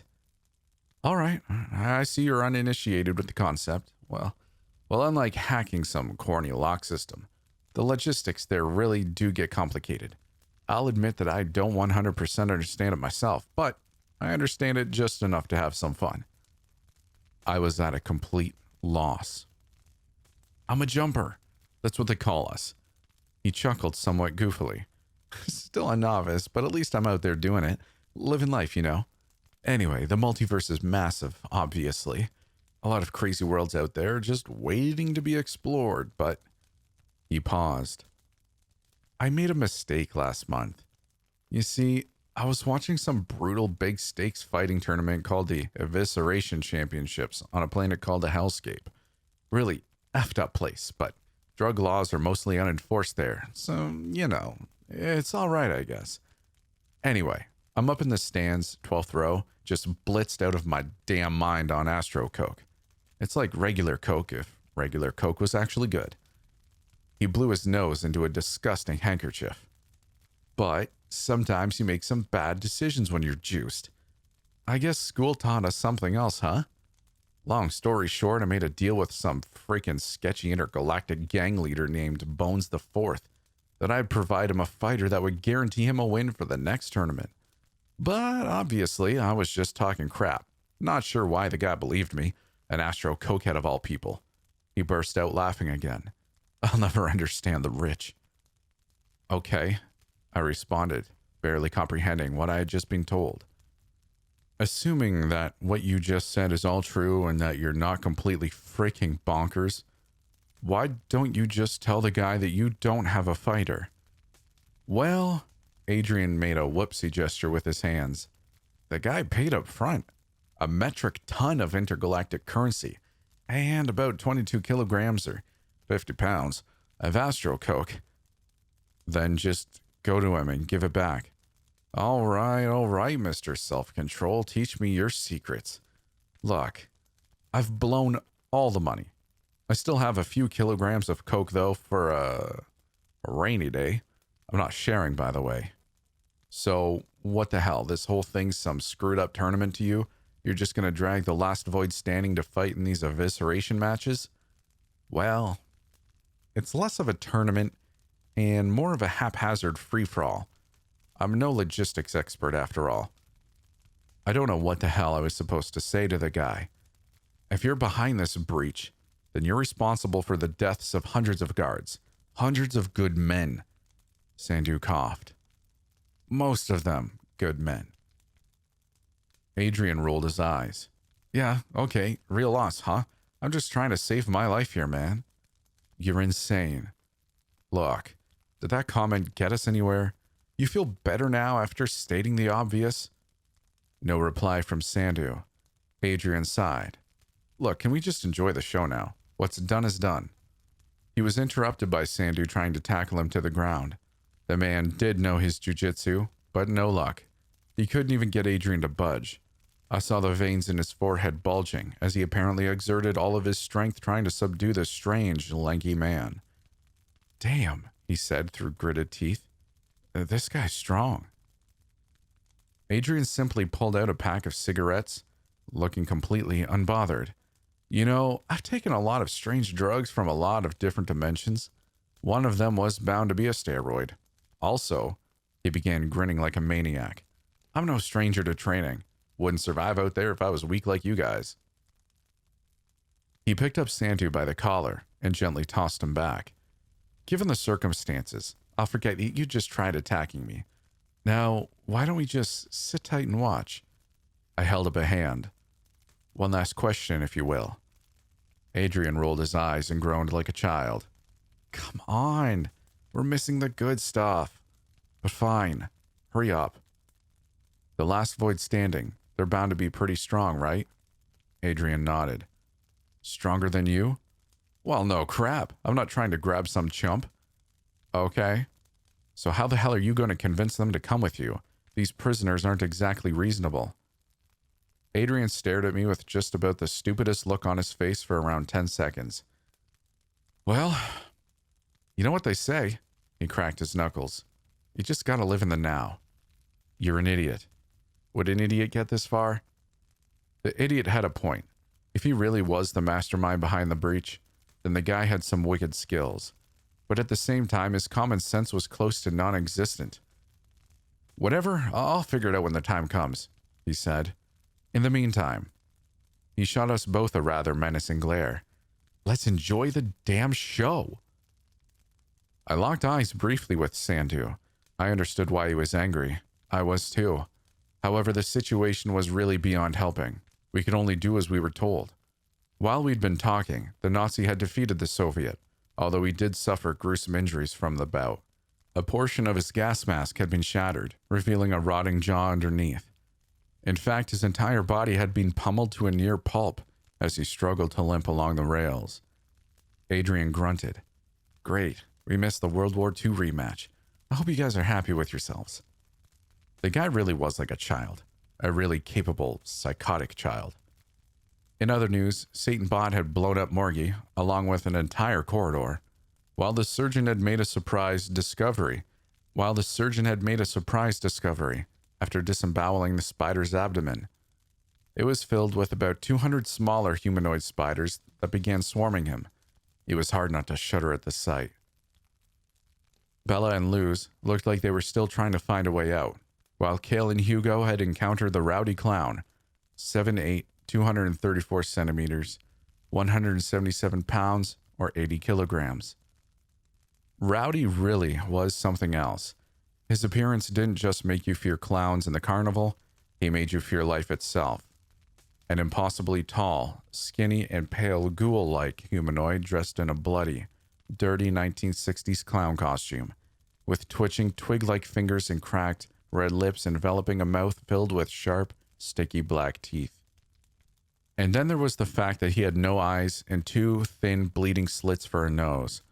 I really do wonder what kind of god could have created such an entity. But he wasn't terribly strong, only being a mid-tsunami. Rowdy spat a mouthful of dark, gooey spit at Kale, dissolving the right side of his face. "Ugh," Kale muttered, trying to wipe the ungodly substance away, only to pull apart bits of his flesh and muscle in the process. "Just nuke this damn place." Rowdy began cackling like the hellish fiend he was, swinging a lead balloon attached to barbed wire right at the still-injured Hugo's head. However, Kale managed to intercept it at the last moment, breaking his own hand in the process.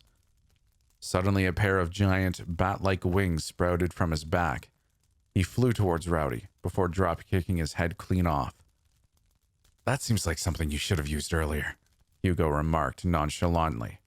"You know, I would, but doing so makes me feel pretty gross."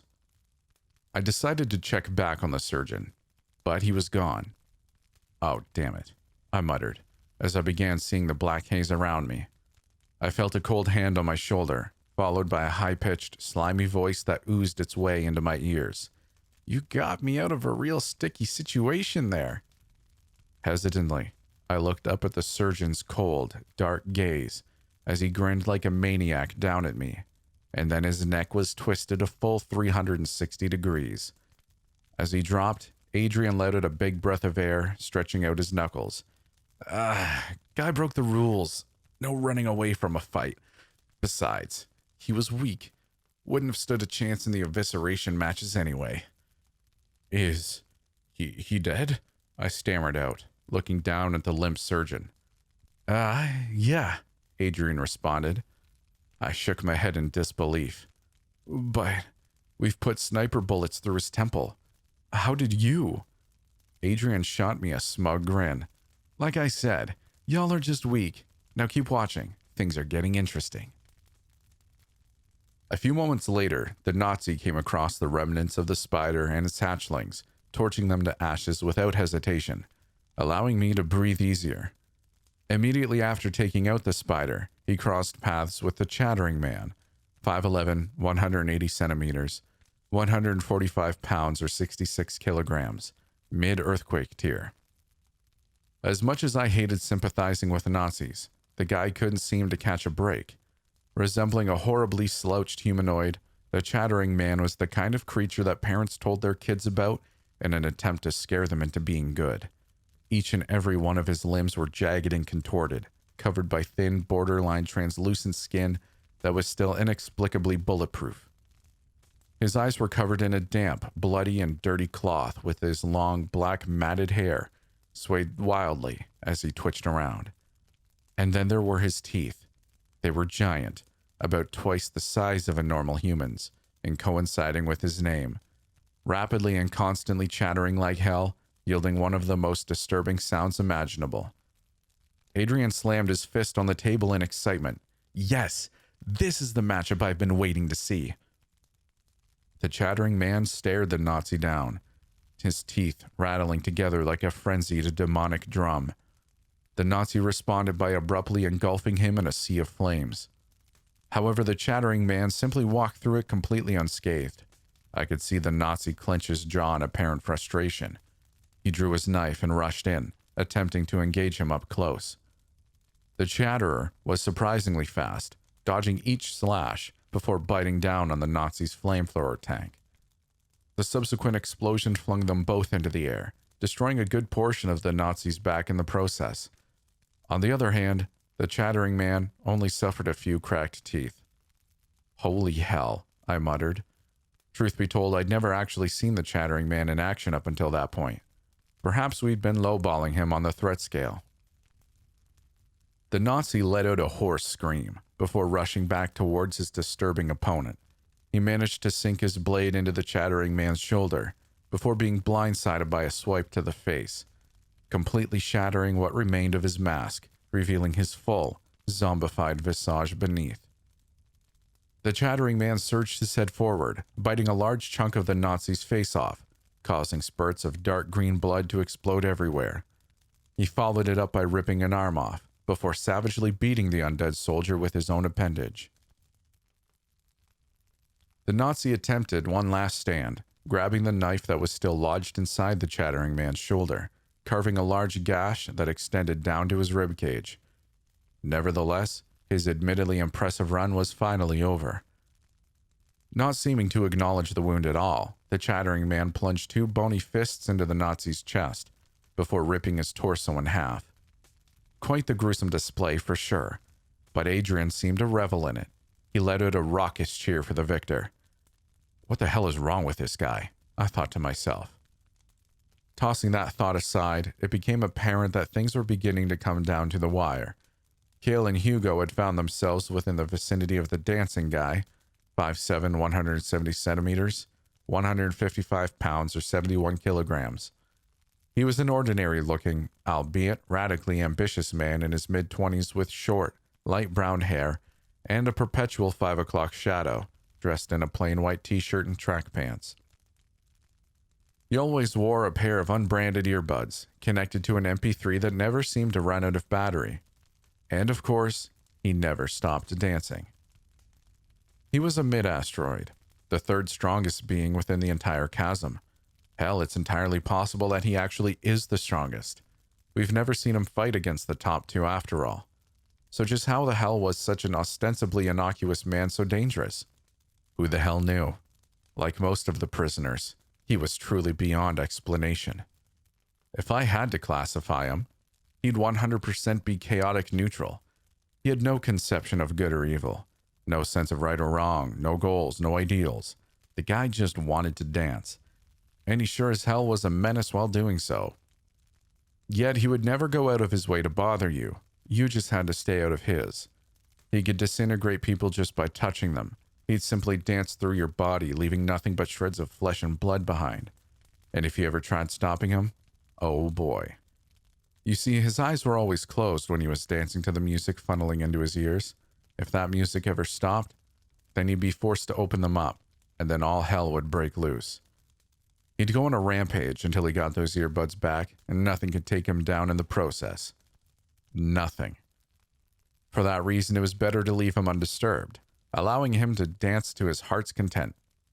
For that reason, his holding cell was the largest, giving him plenty of room to do so. Fun fact, he listens to many genres, but his favorite is EDM, specifically melodic trance and hardstyle. But now he was out. Bad news for everybody, and Cale knew it. "Crap," he muttered. "We're not dealing with that." "Why?" Hugo asked. "Is he strong?" Cale nodded. "More than you know." Then that's all the more reason we need to eliminate him," Hugo said, attempting to crawl towards the dancer. But before he could make the biggest mistake of his life, Cale scooped him up and began running the other direction. "Let's not do that." "Yeah, the big boys are coming out." Adrian's abrupt shout nearly shattered my eardrums. I glanced over to see which monitor he was looking at, and then I understood his excitement. Satan Bot had come across his next opponent, but it wasn't one he was going to have such an easy time with. Standing opposite of him on a walkway on the very top floor was Long Wu, aka the Mechanical Menace, 6'9", 205 centimeters, 375 pounds or 170 kilograms.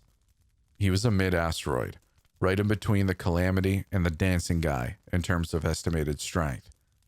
He was actually a special case. You see, he was originally held in the Chinese equivalent of the chasm, known as the Well.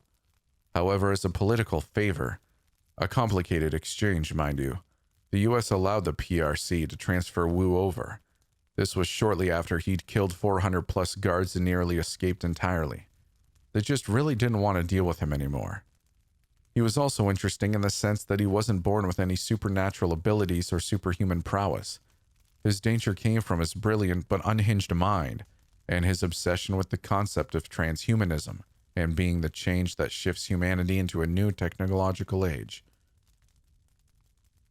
His original, progress-driven ideals could have been deemed noble at some point, but then he went off the deep end with power and decided to prove just how much better we could be once we'd fully integrated ourselves with technology. And how did he decide to do this? By trying to kill anybody and everybody he saw. His power came from his suit, which he'd apparently semi-fused with his own body. It was comprised of a dark, unidentifiable metal that had so far proved to be unbreakable.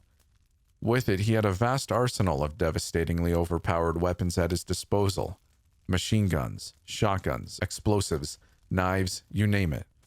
Both of the eyes on his helmet were also capable of firing railgun blasts. But his most powerful weapon was something he called the Singularity Blade. That weapon was where the science ended and the effed up crap began. Being about 5 feet or 152 centimeters long and glowing a deep ember, the sword was an enigma. I'm not sure how he made it or what he did to attain it, but it sure as hell wasn't the result of any kind of engineering. Any time that he swung it, a sharp ear-splitting roar could be heard from everywhere and nowhere at once. And then from the tip of the blade, some kind of ghost-like serpent-esque entity would emerge, utterly annihilating everything in the area with its flames, fangs, and claws. You could only see it for about a second, and most guards were under the impression that it didn't even exist. But it does, and it's haunting. "They're going to destroy this place," Sandu said. Adrian pulled an old-looking pack of peanuts out from his back pocket, stuffing a handful in his mouth. "You got that right," he shouted, spitting crumbs everywhere. Wu took the first offensive, unleashing a typhoon of bullets from a chain gun that jutted out from his chest. Satan Bot managed to dodge every shot, closing the distance between them in the process. Both of their movements were incredibly hard to follow, of course. Once he got close, he attempted to strike Wu with his tail, only to have it blocked by a large shield that abruptly materialized from his forearm. Wu attempted to slice the tail off with a large axe, but Satan Bot managed to evade the blow at the last second. I suddenly understood why he was so dangerous. Whose weapons were already fixed on its body. Wu's suit was capable of adapting to any situation, morphing its robotic appendages into whatever weapon was best suited to countering his opponent. "Oh my God," I muttered at the realization. "This guy's a freaking monster." Even though Satan Bot had managed to dodge that strike, the next one would prove to be more difficult to evade. In a borderline flash-like movement, Wu threw a Muay Thai kick at Satan Bot's side, piercing it with a spike that protruded from the tip of his foot. He finished the combo by transforming his fist into a tool comparable in appearance to a meat grinder, drilling it into Satan Bot's shoulder, tearing an arm off in the process. Adrian groaned. And here I thought the devil robot was going to put up more of a fight. But he spoke too soon. After taking the hit, Satan Bot was already on the counter, whipping his tail around to strike the side of Wu's head. Wu recoiled slightly, still managing to destroy one of Satan Bot's knees with a railgun blast as he staggered. He was about to finish the job when a large cannon materialized from Satan Bot's torso. A hidden, last-stand weapon, I suppose. From the barrel, it fired out in an immense blast of purple energy that Wu barely had time to dodge, as it scorched the side of his helmet. It blew a gigantic hole in the fortified ceiling, causing sunlight to leak in. Keep in mind that we were also about 100 feet, or 30 meters, underground. But Wu didn't give Satan Bot any more time to reveal any further tricks, blasting its body to bits with a brutal spray from an automatic grenade launcher. It seemed as if Adrian was about to pass out from the excitement. "That's my boy," he shouted. "Screw Bones! We're gonna win this whole tournament ourselves!" What I hadn't noticed was Bella and Luz watching the whole encounter from behind cover. Bella's eyes lit up upon seeing the hole, a rather convenient escape route. She ran out from her hiding spot before leaping an extraordinary distance into the air, right towards freedom. But then, out of nowhere, a massive, armored hand grabbed her by the neck. From the surface, a gigantic man dressed in a streamlined mech suit of a model that I wasn't familiar with dropped down, landing hard on the walkway. He continued to nonchalantly strangle Bella as he surveyed the scene. What a mess. His booming voice reverberated through the monitors. It's time to enforce justice. If Adrian was giddy before, he was off the rails now. They're here. They're finally here. It's time for the semifinals. Who the hell is here? I asked, already somewhat knowing the answer. The Alpha Boys and Girls, the Apex Predators, he responded. Task Force Void Nova Hammer. Task Force Void Nova Hammer. Most of the guards I knew were just dying to see them in action. I was the odd one out in that regard. Well, they're here now, and those guards were too dead to see them. I'm sorry. That really was a distasteful joke. I guess Adrian's presence has rubbed off on me just a tiny bit. Speaking of Adrian, he was feverishly fumbling around in his pockets while keeping his eyes glued on the monitor. After a few moments, he tossed a bag of white powder onto the table. Astro Coke? I asked. He shook his head. Nah, just the regular stuff. The show's not at its climax yet. Gotta pace myself. He snorted the whole mound in about half a minute. Yo, he grounded, wiping his nose off. You fellas want to hear a secret? I don't think we had a choice.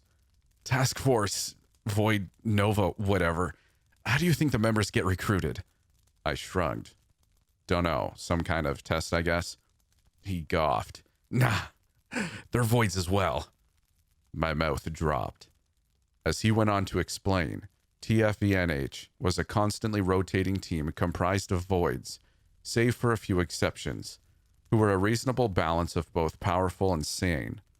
In fact, different countries occasionally lent their voids to one another to use for their respective forces. In exchange for their service, the members would be allowed to live freely amongst society, although they were monitored heavily while doing so. You sure know a lot of confidential stuff, Sandu said to Adrian. Just who the hell are you? Adrian sat back in the seat.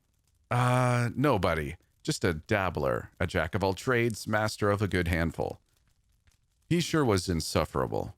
In any case, I put my sights back on the monitor, as Bella struggled against the seemingly insurmountable foe. She tried blasting him with a blade spray, but before she could even raise her hand, it was broken with a single firm grasp. Fils da pute, she spat, the life draining her breath with every word. As Adrian would go on to tell us, this particular TFVNH member was Kente, the Guillotine Sanders, 6'6", 197 centimeters, 287 pounds, or 130 kilograms. Supposedly, he was a real hard-ass, an abnormally powerful man with an incredibly skewed and strict sense of justice. To him, the word nuance meant nothing. Rehabilitation was a joke. Second chances were an alien concept. He was a man whose worldview was utterly black and white. To him, the laws that landed himself in prison didn't constitute legitimate justice. His ideals were the only ones that mattered. Cross his sensibilities, and you were a criminal in desperate need of execution. He's got a pretty notorious reputation in these parts, Adrian continued. He's captured at least 7 of the voids in here himself, nearly killed all of them as well. Honestly, I'm not rooting for him to win. Gonna be too hard to wrangle in afterwards. Just as Bella looked about ready to pass out, Kente was blindsided by a sudden rush from Luz. Well, I guess blindsided wasn't really the right term. Kente blocked his strike with relative ease. There's revenge customer numero uno, Adrian said. The big guy wiped out Luz's entire village before dragging him into this place. No wonder he's pissed. For the first time, Luz had a fierce expression on his face. He let out a rage-laden shriek before digging both of his hands into the only exposed part of Kente's body, his neck, lighting up the area and his face with sparks. "Oh boy, that ain't gonna work," Adrian muttered, grinning. Kente grunted, seemingly taking the full brunt of the excessive shock without going down, before grabbing both of Luz's arms and slamming him into the floor. He dropped Bella in the process, who immediately ran off with her life. Adrian clicked his tongue in disdain. "She's not even helping him out. Guess that's women for you." Sandu and I just kind of glanced at each other awkwardly following the comment. Unfortunately, Luz's rage just wasn't enough for him to fulfill his revenge. While still on the ground, Kente stomped on his head, crushing it like a watermelon. Quite the gruesome sight to behold. Afterwards, he set his sights on Wu, who'd been observing the whole exchange. "Finally," Adrian said. "The strong are going at it." For a moment, Wu and Kente both seemed to acknowledge each other's power, hesitating for just a moment, and then in a flash, they rushed each other simultaneously. Both of their opening moves were kicks, catching each other's respective legs midair, causing the walkway beneath them to crack underneath their combined pressure. On top of possessing overwhelming strength, they were both apparently skilled in martial arts as well, a terrifying combination. But Wu possessed another, more devastating aspect on top of it all. Actual weapons. Wu dropped his leg, opting to blast Kente with a flurry of shotgun rounds instead. It was enough to send him flying backwards, breaking apart the torso section of his suit. And he didn't give him a second to breathe. Wu rushed forward immediately after, grabbing Kente's helmet and slamming it down on his knee, shattering it completely. He attempted to decapitate him on the spot with a saw, but Kente caught the slash before it could land. He looked up at Wu, his dark eyes twisted with rage. He broke the saw in half before delivering a powerful-looking right cross to Wu's stomach that splintered a portion of his suit and sent him crashing into the rails. He managed to crack the damn thing, I thought, astonished at the fact. That meant at a minimum, Kente's punches packed more stopping power than an M203 grenade. "Oh, he's getting serious," Adrian smiled. "You know what they call his striking technique?" "What?" "The pulverizing fist. He twists his knuckles at the last moment, grinding flesh to a pulp. With his strength, it's like drilling through wet toilet paper, but that's only for regular people. Doesn't work on big boys like Wu." The armor covering Kente's knuckles had shattered upon impact. He winced in pain as he cocked it back, preparing to deliver another strike. "You're an impediment to justice," he said through gritted teeth. "Prepare to be executed." But before the two could clash again, 5 more figures jumped down from the hole that Satanbot had created, landing in succession around Kente. "Looks like the whole gang's arrived," Adrian said. He began giving us a rundown of the other TFVNH members. First off, there was Ken, the fugitive Rio, 6'2", 188 centimeters, 165 pounds, or 75 kilograms. A Korean-American from Brooklyn. Not a super malicious guy. He kind of just did whatever the hell he wanted. Problem is, a lot of those things happen to be illegal and unethical, let's be honest. He was nonchalantly chewing tobacco as he leaned on the rails. His ability was rather interesting. Even Adrian had a hard time explaining it. Physically speaking, Ken was more or less average. However, he had the ability to summon portals, from which obscure-looking but terribly powerful entities would emerge and tear apart his opponents. But at the end of the day, all that he really wanted to do was escape. He hated being monitored. Next, there was Nassar, the Bloody Twister, Al-Rafi, 5'9", 174 centimeters, 168 pounds or 76 kilograms. He was a loan from the Saudi Arabian government. He possessed the ability to transform into a whirlwind comprised of glass-like material, moving at speeds upwards of 120 miles per hour, or 193 kilometers per hour, along with being able to blast out deadly streams of shards at multiple targets at once. It was quite the gruesome way to go out. He was also a real weird guy. While nearly every other void assigned to TFVNH had relatively clear ambitions, His were an absolute mystery, but he probably wasn't up to anything good. His eyes were darting wildly around while a gigantic, mischievous-looking grin was plastered across his face. Next up, there was Callista, the beautiful demon Taylor. 5'11", 181 centimeters, 121 pounds, or 55 kilograms. She was a former fashion model based in Australia. Her career ended at the ripe age of 23, when she ended up suddenly murdering 4 of her fellow models, along with the police force sent to detain her. Supposedly, her abilities had been latent from birth, gradually building up to a point where she was unable to keep it in any longer. In her demon mode, her mouth would fall abnormally agape, dark rings would form around her pupils, and her body would be engulfed in cold, red flames. At that point, she'd become intangible like a ghost and drift into her victims' bodies, causing them to bleed profusely from every orifice. But that only worked on humans. For most voids, she'd have to resort to physical brawling using her razor-like fingers. Her ambitions were fairly explicit. She just wanted to kill everybody, void or not. It begged the question as to why they'd even assign her to the force to begin with, given the fact that she was so damn volatile. Whatever. I'll never understand these people. She was staring intently at Nassar, but without any real emotion behind her gaze. It kind of just looked like she wanted to kill him for the sake of it.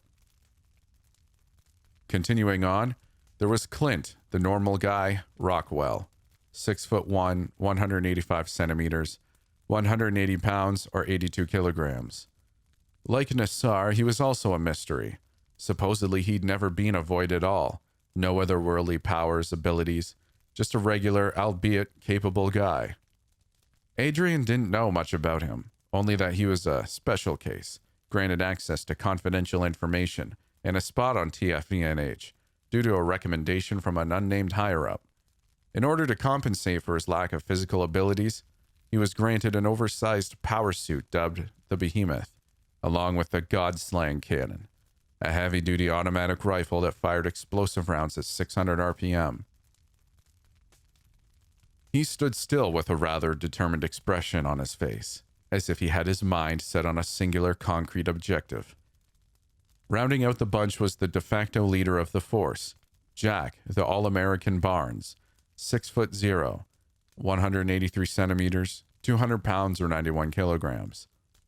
Like Clint, he wasn't a void either. Born in Oklahoma and belonging to a prolific family, he was an inexhaustibly skilled soldier-turned-government agent that managed to work his way up to the top with the help of some nepotism. Eventually, he was chosen as the inaugural subject of a project dubbed the Paragon Trials, in which government scientists would attempt to genetically engineer superhumans. Well, he wasn't actually the first, but that's what he was told for peace of mind. In any case, his trials ended up working out in the end. I guess the 8th time really was the charm. As a result, he was basically superhuman, save for the flight. Genetic engineering hasn't advanced that far yet. "Man, look at those blonde curls," Adrian commented. "How the hell does he get his hair like that?"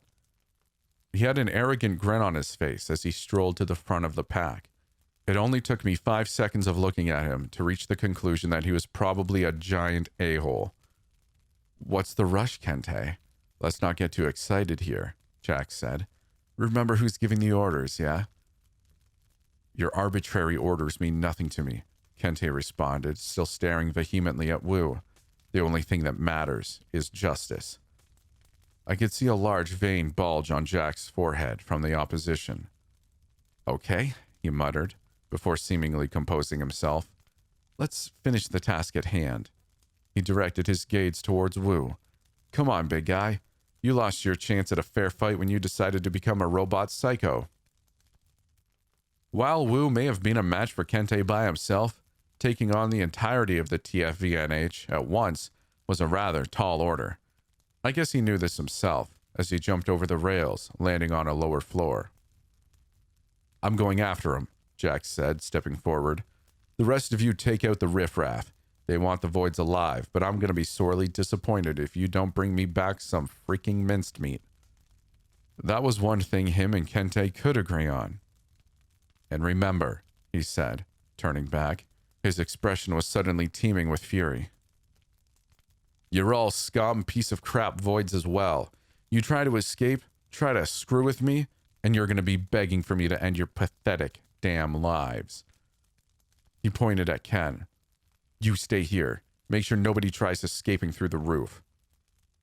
Instead of acknowledging the order, Ken just spat his tobacco into a plastic bottle.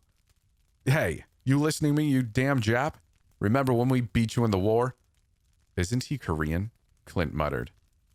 Ken just raised an eyebrow at the remark. Dude, I don't even know how to respond to that. Look, whatever, just listen to me, all right? Jack screamed. Ken grinned sarcastically and made a defensive gesture. Okay, boss. Jack's forehead vein bulged out even more. It was really starting to look pretty gross. All right, let's go then. After finishing his motivational speech, he jumped down, presumably going after Wu. Save for Ken, the rest of TFVNH followed suit, scattering throughout the chasm in search of the remaining voids.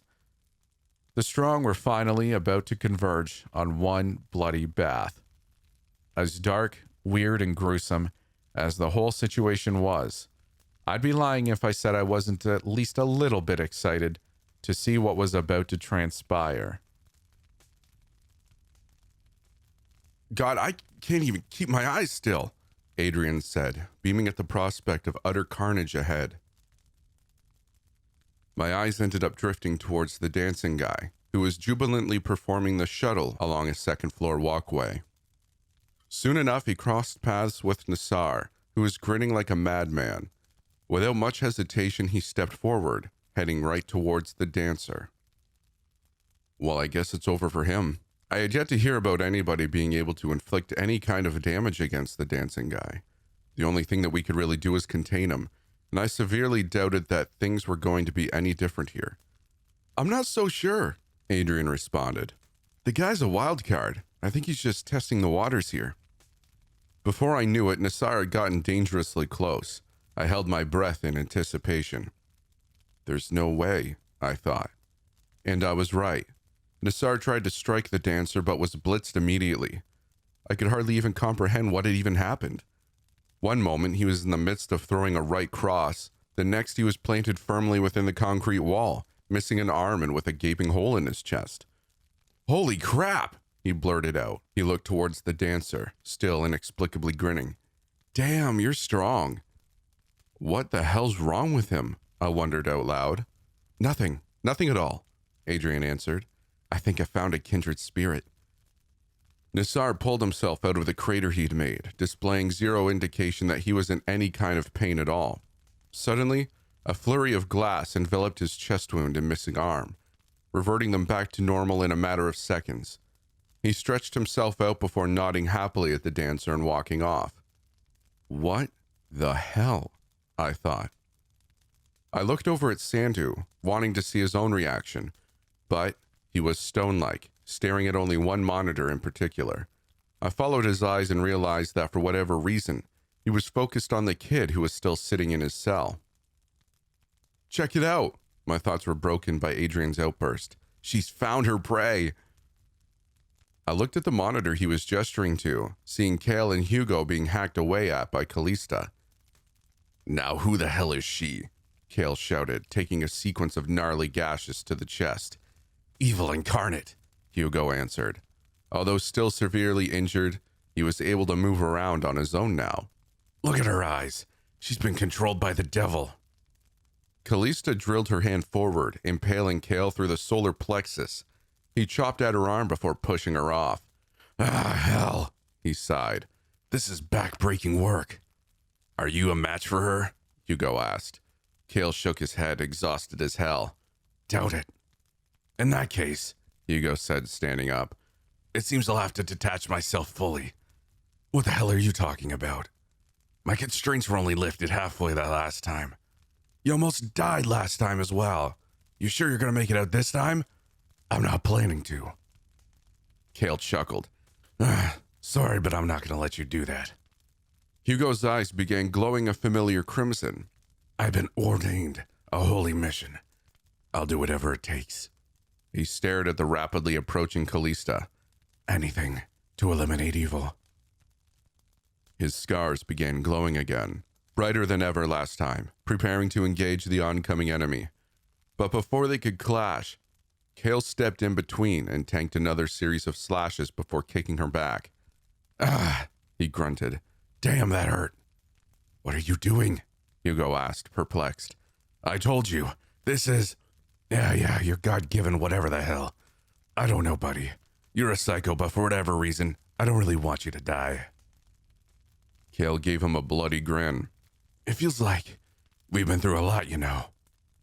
For a moment, it seemed as if Hugo was at a loss for words, but then Callista stood back up. I see, he said. But what are we going to do about her? Kale looked down and sighed. Yeah, that's the real question, ain't it? Kale clenched his teeth as Callista began charging at them once again. Looks like Lady Luck's on their side today, Adrian said. I realized what he meant when one of Callista's hands were bitten straight off by the chattering man who'd strolled into the fray from an adjacent corridor. Well, hell, Kale said, watching the two suddenly preoccupied with each other. Looks like God is looking out for us. He grinned at Hugo, who simply nodded back.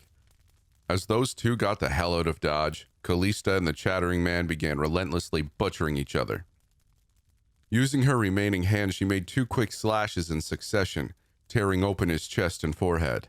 In response, the chatterer bit a good portion of her shoulder off. This went on for a few minutes, until about half of Callista's body remained, and about 90% of the chatterer's skin had been shredded off, staining the entire area a gory red. But even demonic superhumans had their limits. They were both beginning to slow down. Callista twisted her bloody, knife-like fingers, pushing them into the chattering man's mouth and through his throat. While it was still lodged inside, she threw her arm upwards, splitting his head apart. But at the exact same time, the chattering man swiped at her head, twisting her neck clean off. They both fell simultaneously, as combatants who fought to the bloody end. It was by far the most brutal bout I'd seen thus far, although there was certainly some fierce competition for that title. I decided to check back on the voids that were still contained. The Titan was still in his cell. The Calamity's light also remained green. The kid hadn't stepped out either. But then, there was the Warden. Clint had stepped into his cell, donning the behemoth suit in all of its destructive glory. Wearing it brought them roughly up to the same size. Still, he was just an ordinary guy going up against an unfairly powerful monster. Unless he had some tricks up his sleeve, this was about to get really messy, really quick. Hey, he said, grinning at the Warden through his fortified visor. You've been chasing me all this time. Thought I'd finally come to you instead. Sounds like they have unfinished business, Adrian said. That much was probably true. Still staring down at the blood-stained floor, the Warden simply let out a deep, lengthy sigh. When he finally looked up, there was nothing in his pit-like eyes but sheer rage. Your death won't be quick. His voice was deeper than the Marianas. Before Clint could even get his guard up, he was brutally blitzed by a sudden rush. The Warden was moving so fast he was effectively a blur. Clint was launched backwards, denting a metal wall. The Warden bolted at him again, slashing off pieces of his suit with nothing but his fingers. He launched his fist at Clint's protective visor, smashing it to bits and cutting up his face with bits of stray glass in the process. However, Clint managed to push him off before it could connect with his skull, which would have been beyond fatal. Ah! He spat, attempting to unsheath the oversized blade at his side. But he wasn't nearly quick enough. The Warden grabbed it by the edge before Clint could even swing it, shattering it into fine dust with nothing but a firm grasp. Then, he grabbed the suit by the arm, slamming Clint hard onto the ground, causing him to spit out blood. Damn, Adrian muttered. This is even hard for me to watch.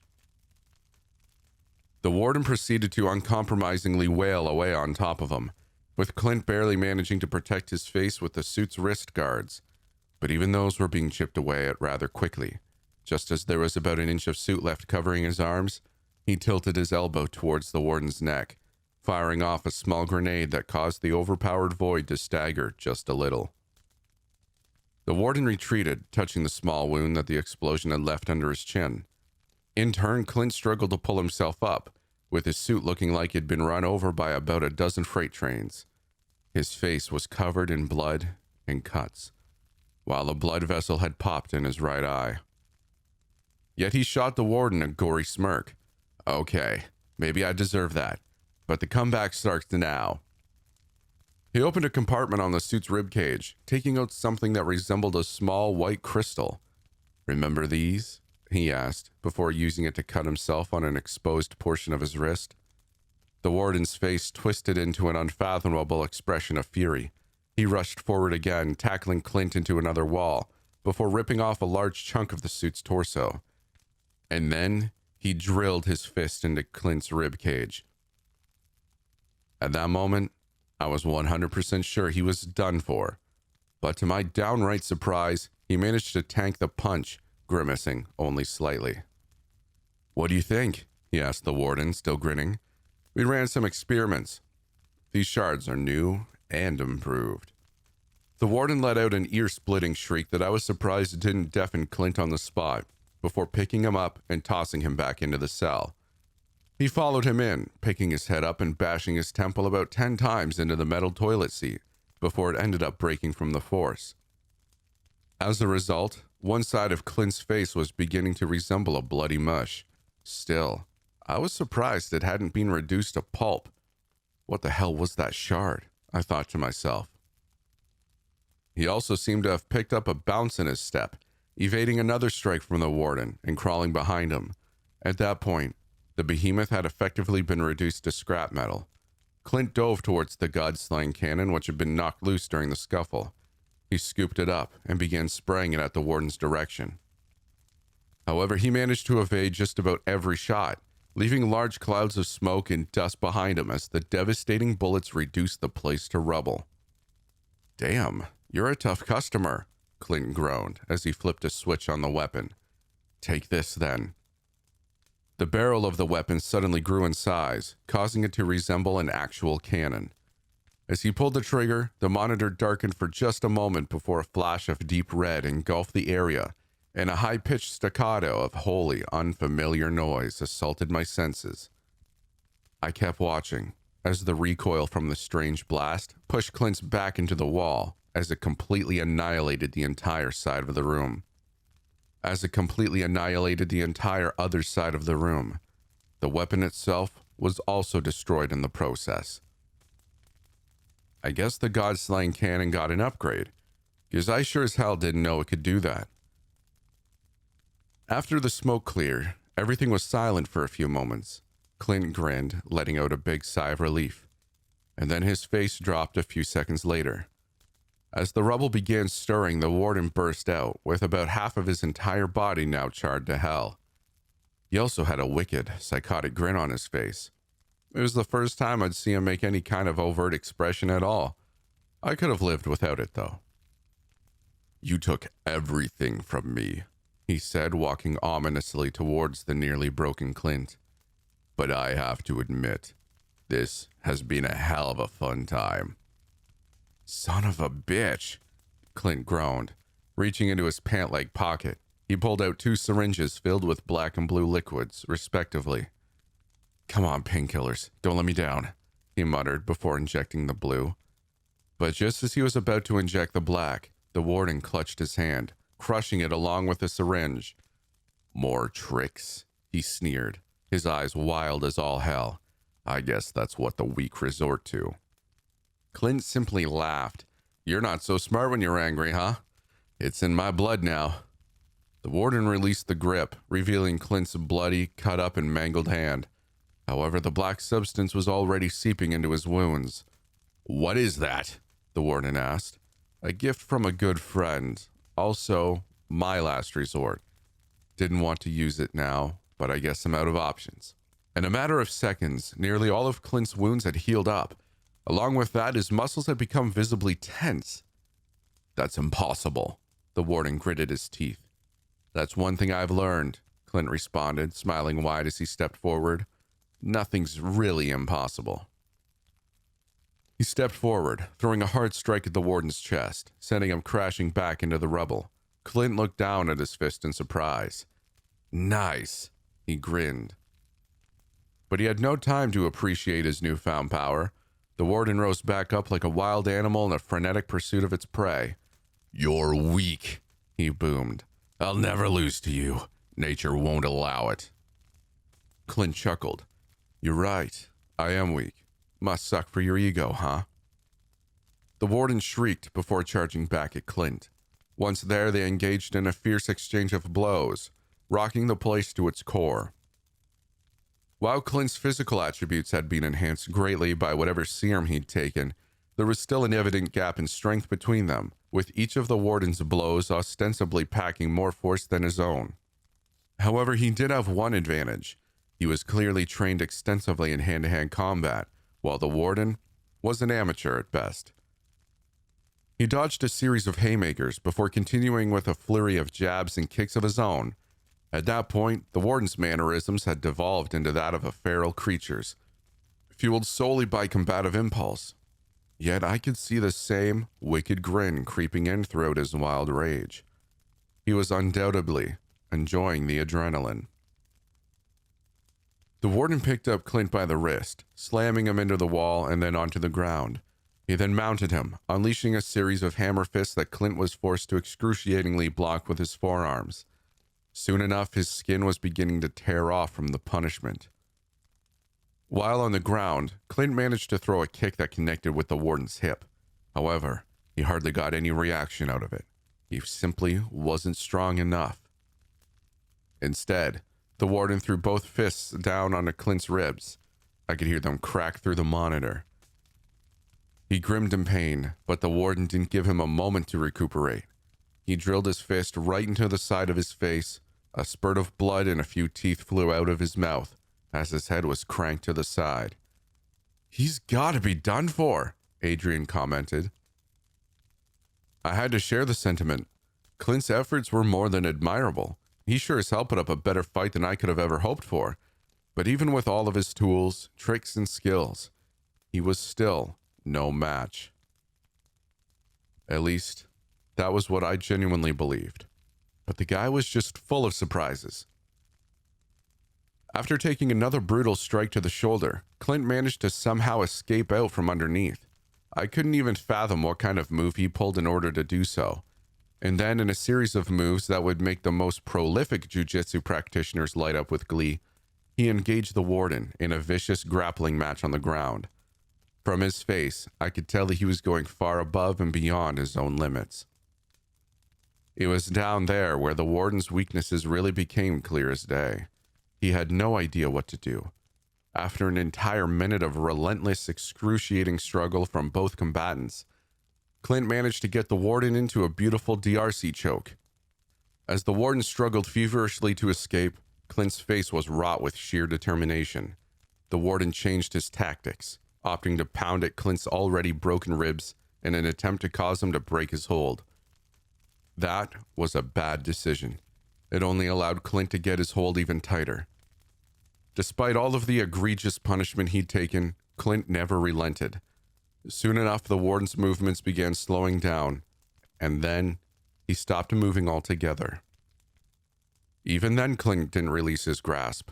He held the warden's neck in place, using all of his strength for about 4 minutes before he finally let go, all while gasping in accumulated pain and exhaustion.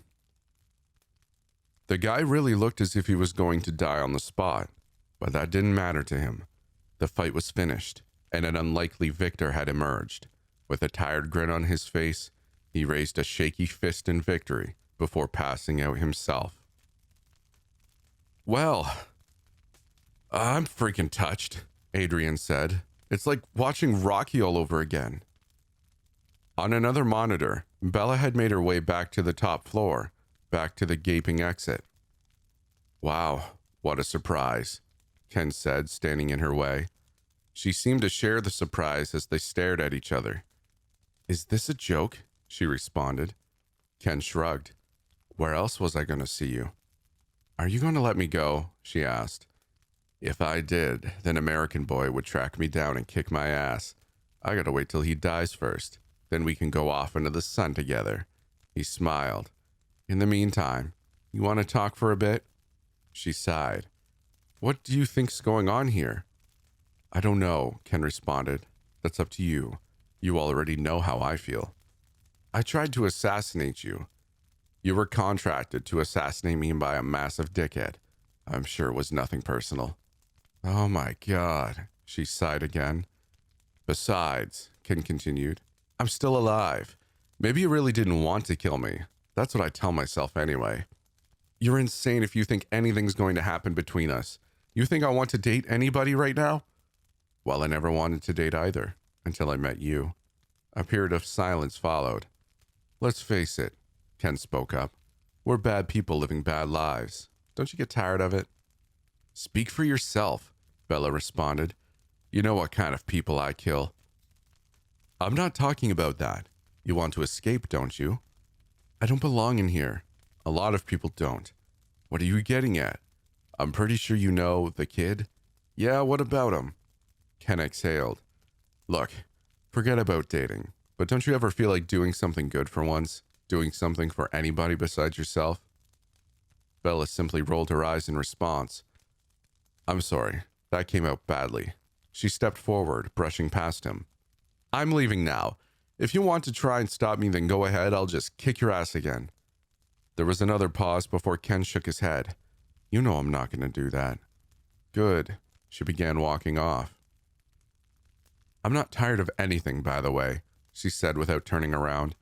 I'm in control of my own life, and I kind of enjoy that. She left Ken looking somewhat melancholic, but eventually he began smiling again. Of course you do. He took off, abandoning his post, but I'm sure he hardly cared about that. Well, geez, that was a downer, Adrian said. Let's get back to the exciting stuff. He grinned. The final chips are starting to fall into place. Jack had finally found Wu. You're China's secret weapon or something? He asked, approaching the mechanical menace who remained silent. Doesn't matter, he continued, clenching his fists. America's always on top. Look up there as well. I turned to the monitor that Adrian was gesturing towards, watching as Kente continued roaming the corridors, still clenching his teeth in justice-driven rage. Actually, no, he wasn't roaming anymore. He was walking towards somebody. But at first I couldn't recognize who it was. Come at me, you dickhead! But I did recognize the voice. It was Senyu, his head now resembling a glowing, floating skull shrouded in a dark haze. Didn't he die? I asked, confused. Adrian chuckled. Don't you know anything about the Wraith style? One of its core proponents is the revival technique. Of course, I thought. How could I not know that? You killed everybody at my dojo, Senyu screamed at the approaching Kente. You're dead. Kente bit down even harder, cracking his own teeth. I simply enacted justice, and I've waited for too long to finish the job. Man, how lucky were we to find this place, Adrian said.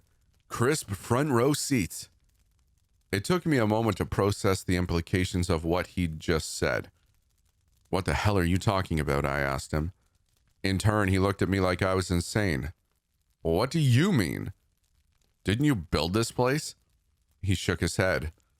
Well, if you didn't, then who? My eyes wandered up to Sandhu, whose attention was still firmly planted on the kid. He's the one that led me into this room to begin with. I do remember thinking it was rather strange, but with everything that had been going on, I forgot to question it further. But now, I couldn't avoid it. What the hell is going on? Now even I'm confused, Adrian said before turning to Sandhu. What's going on here? Who the hell are you? Yeah, that's a good question, I added, also looking in his direction. Come on, man. I've known the guy for years, yet I couldn't begin to understand what he was planning here. Sandhu took a while to respond, and even then, it was less than satisfying. It's complicated, he finally spoke up. By the way, aren't you guys missing the show?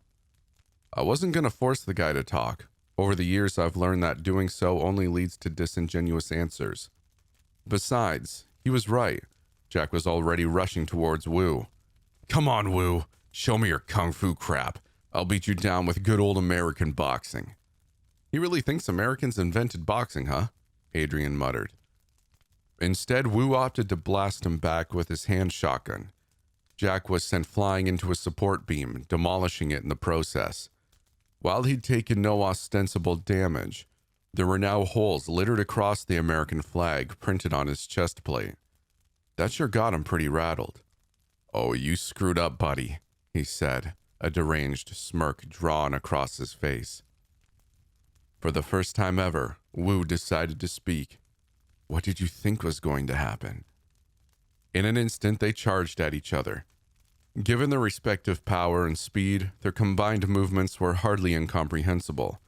But if I had to approximate the exchange, it went something like this. Jack lands across to Wu's helmet, cracking it slightly. Wu attempts to stab Jack with a large blade. It breaks on his arm. Jack presses forward, throwing a flurry of jabs at Wu's head. Most of them are blocked. Wu counters with a kick to the ribs. It hurts Jack. Wu uses his railgun eyes, burning the side of Jack's cheek. And then the gauntlet is unleashed. Wu lands a brutal combination with steel-studded knuckles. Wu shoves a grenade into Jack's face. Wu pounds away at Jack's ribs with a spiked bat. Wu stabs Jack through the shoulder with an elbow blade. Wu snaps one of Jack's fingers off. Wu headbutts him. Wu picks him up and executes a hard takedown, destroying the walkway they're standing on and causing them to fall to a lower level. And then Wu begins strangling Jack. He's got the advantage with his weapons, I said. There's no way Jack's turning it around. Adrian scoffed. The U.S. didn't funnel billions into this guy for nothing. He's got a few tricks up his sleeve. And oh boy, did he ever. Jack was frenetic as he struggled to break out of Wu's iron grasp. Screw you, he screamed, before his right fist began glowing red. He let go of Wu's wrists, ramming his knuckles right into his throat instead. The first significant strike. I could see Wu's armor splinter as he was launched backwards, forced to release his grip. Still exasperated from the struggle, Jack pulled himself up, his fists smoldering like hell. At the same time, Wu was grasping for air himself. How's that? He said, holding his fist up while grinning like a man utterly unhinged. Suddenly, his left fist also began glowing, the only difference being that it was blue. It's about to get freaking gnarly, Jack said. The stars and stripes style is immeasurable. What followed was an exchange of blurs. I could hear explosive bouts of clanking metal, white smoke and flickering sparks intercut with flashes of red and blue from Jack's fists. Two individuals at the pinnacle of power, striking each other with everything that they had. Around an entire minute of hectic but incomprehensible fighting, both men had sustained significant damage. Wu's suit was covered in cracks and dents with his right forearm and left thigh now exposed. There was also blood leaking through his fractured helmet. On the other hand, hardly an inch of Jack's body was unscathed. He was cut and swollen all over, with one of his eyes stabbed out and his right shoulder grated down to the bone. They stared each other down during their few seconds of fleeting recuperation, and then they were right back at each other's throats. Wu attempted to blast Jack in the face with his palm cannon, but the American managed to weave underneath the shot, throwing both fists into Wu's chest, causing his suit to shatter completely at that particular spot. His vitals were now exposed. Jack knew what kind of opportunity he'd just created, indicative by the wicked grin on his face. In a matter of milliseconds, Jack pulled back one of his fists and struck Wu directly. Without his armor protecting him, that blow must have liquidized his insides. In any case, that's what I got from his reaction. In an instant, he collapsed in pain before being tossed over the rails onto an even lower floor. As he clutched his sides in excruciation on the ground, Jack leapt down and stomped on his helmet, finally shattering that as well. He'd accomplished something that even the most sophisticated of weaponry would have had trouble doing. In a desperation move, Wu pulled out his shotgun and began spraying it upwards, forcing Jack to retreat. Feeling pain that must have eclipsed the boundaries of unbearable, he pulled himself up, finally revealing his cut-to-hell visage through his broken helmet. "You're just a regular person underneath that suit, hey?" Jack said, panting. "How comical." "You were too, before the experiment," Wu responded. Jack scoffed. "Is that what you think? That I'm just like you? A regular damn guy?" "Yes," Wu responded. "We weren't born special." Jack shook his head. "Why does that matter? Look, I'll give you one thing. You're strong. Hell, you even gave me a bit of a hard time. But your attitude is damn crap." Wu had trouble responding to that. "Sure, we weren't born special," Jack continued. "But we've changed ourselves, clawed our way up to the top." He paused for a moment. "No, you're not just a regular guy underneath that suit after all. And I wasn't just another screw-up in the crowd before the experiment. They just don't choose any random dick, you know? These are things that we've accomplished ourselves, things that nobody else could do. Why don't you understand that?" Another pause followed. The silence was broken when Wu reached over his shoulder, pulling out a terribly large, red-orange sword, the Singularity Blade. "Jack Barnes," he began, "you seem unintelligent on the surface, but you've almost said something profound just now." Jack smirked at the pseudo-compliment. "You're strong as well," Wu continued. "I'll show you my respect by cutting you down with my ultimate weapon." "I'm touched," Jack responded. "I guess I'll have to show you the same courtesy." He closed his eyes for a moment before opening it back up, revealing nothing but white underneath his lids. The red and blue radiating off his fists began extending up to his forearms, before quickly enveloping each side of his body entirely. "You should be honored. I'm about to crush you with the full force of my American spirit." Two tremendously strong men, both now at the pinnacle of their own power, stood across from each other in full acknowledgement of each other's prowess. An earth-shaking clash was about to ensue. Wu went first, swinging the blade and releasing an obscure serpentine entity from its tip.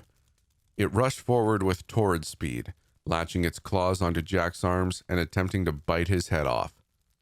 Jack responded by drilling his fist down the creature's throat. It bit down, puncturing his arm but shattering its own teeth in the process. Jack and the creature fought brutally and relentlessly, with the latter seemingly growing in size as the battle endured.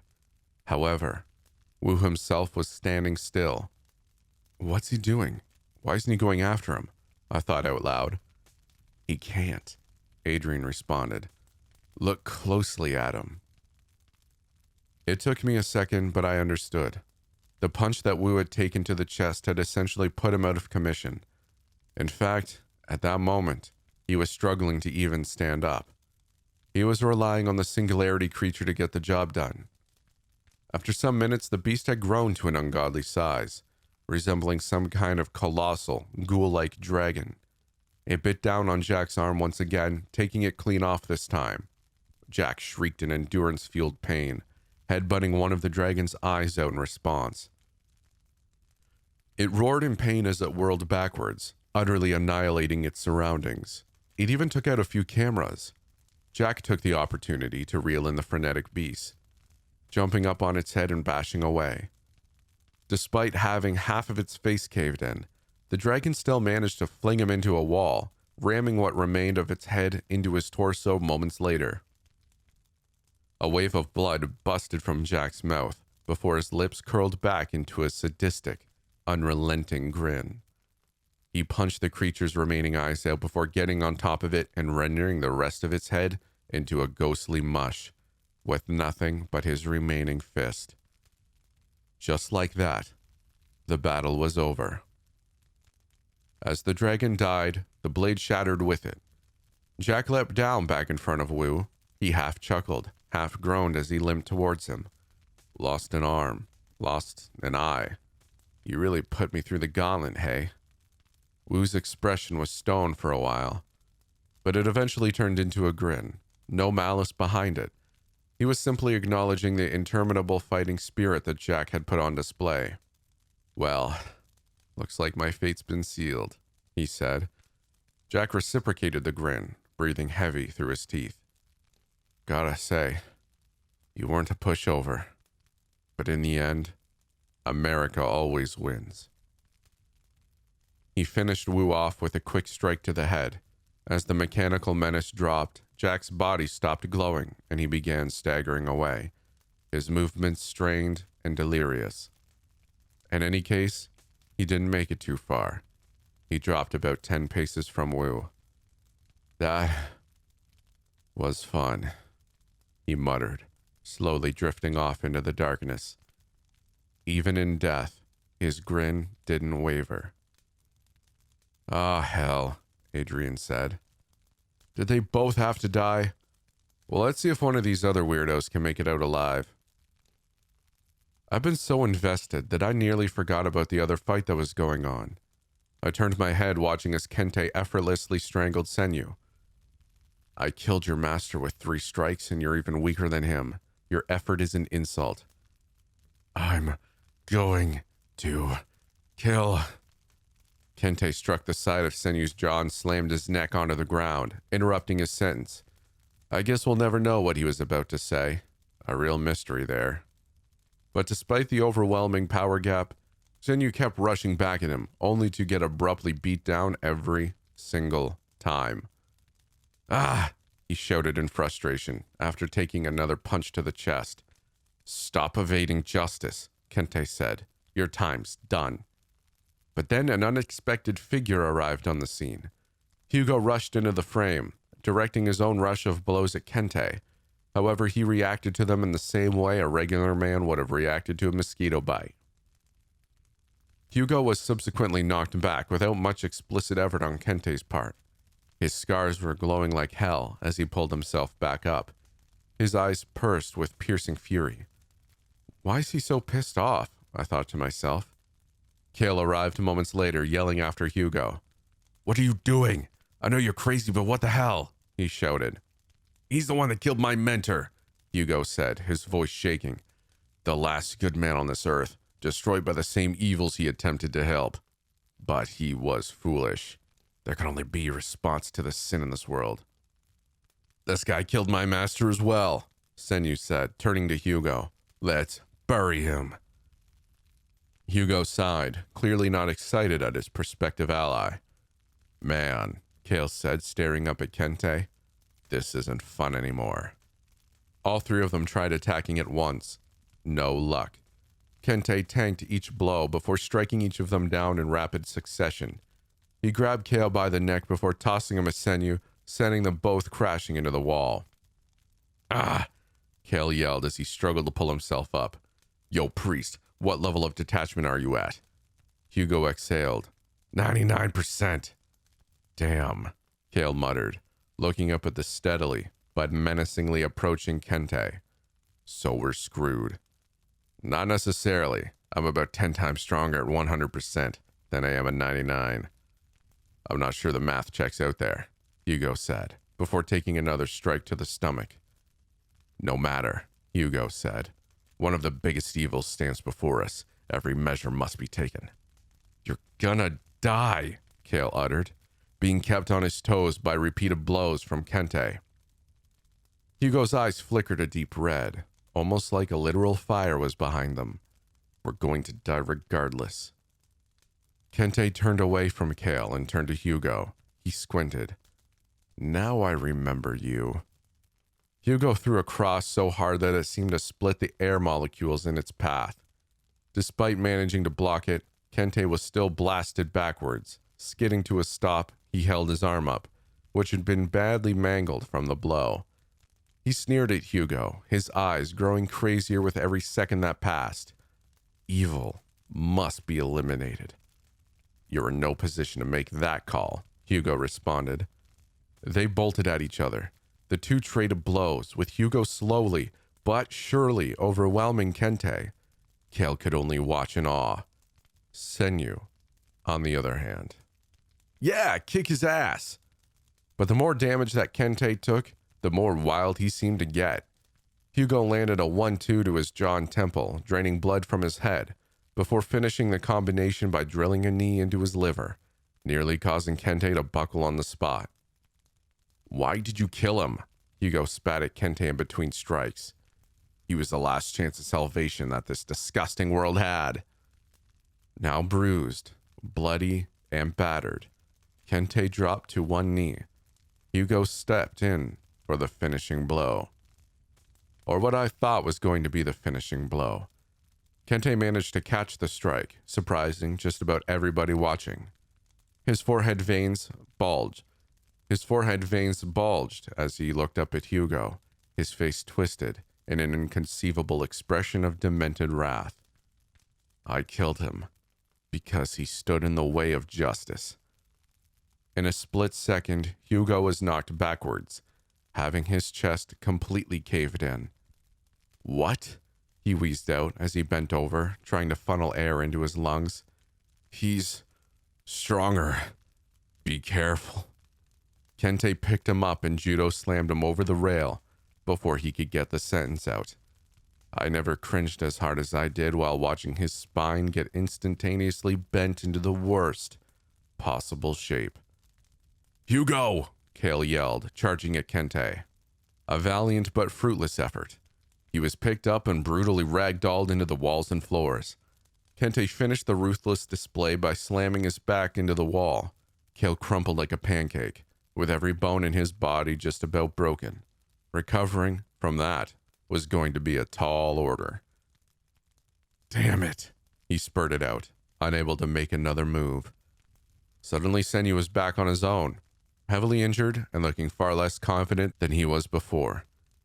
"We can't let him win," Sandu said, his expression a combination of frightened and resolute.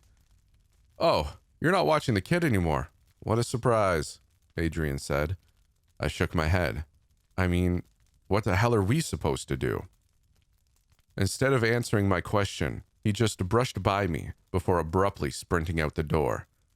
"What the hell, man?" I called after him. No use. He was already gone. I fumbled around in place for a moment. On one hand, I really didn't want to go out there, but on the other, he was my friend, and as much as I wanted answers, I also wanted to make sure he didn't do something he wasn't going to have the chance to regret. After a few moments of frenetic contemplation, I found myself chasing after him. "Where the hell are you guys going?" I could hear Adrian calling out from behind me. At that point, he was the least of my concerns. Chills ran down my spine as I traversed across the blood-stained halls decorated by the mangled corpses of my former guards. It was a sight that I'd experienced in my nightmares before.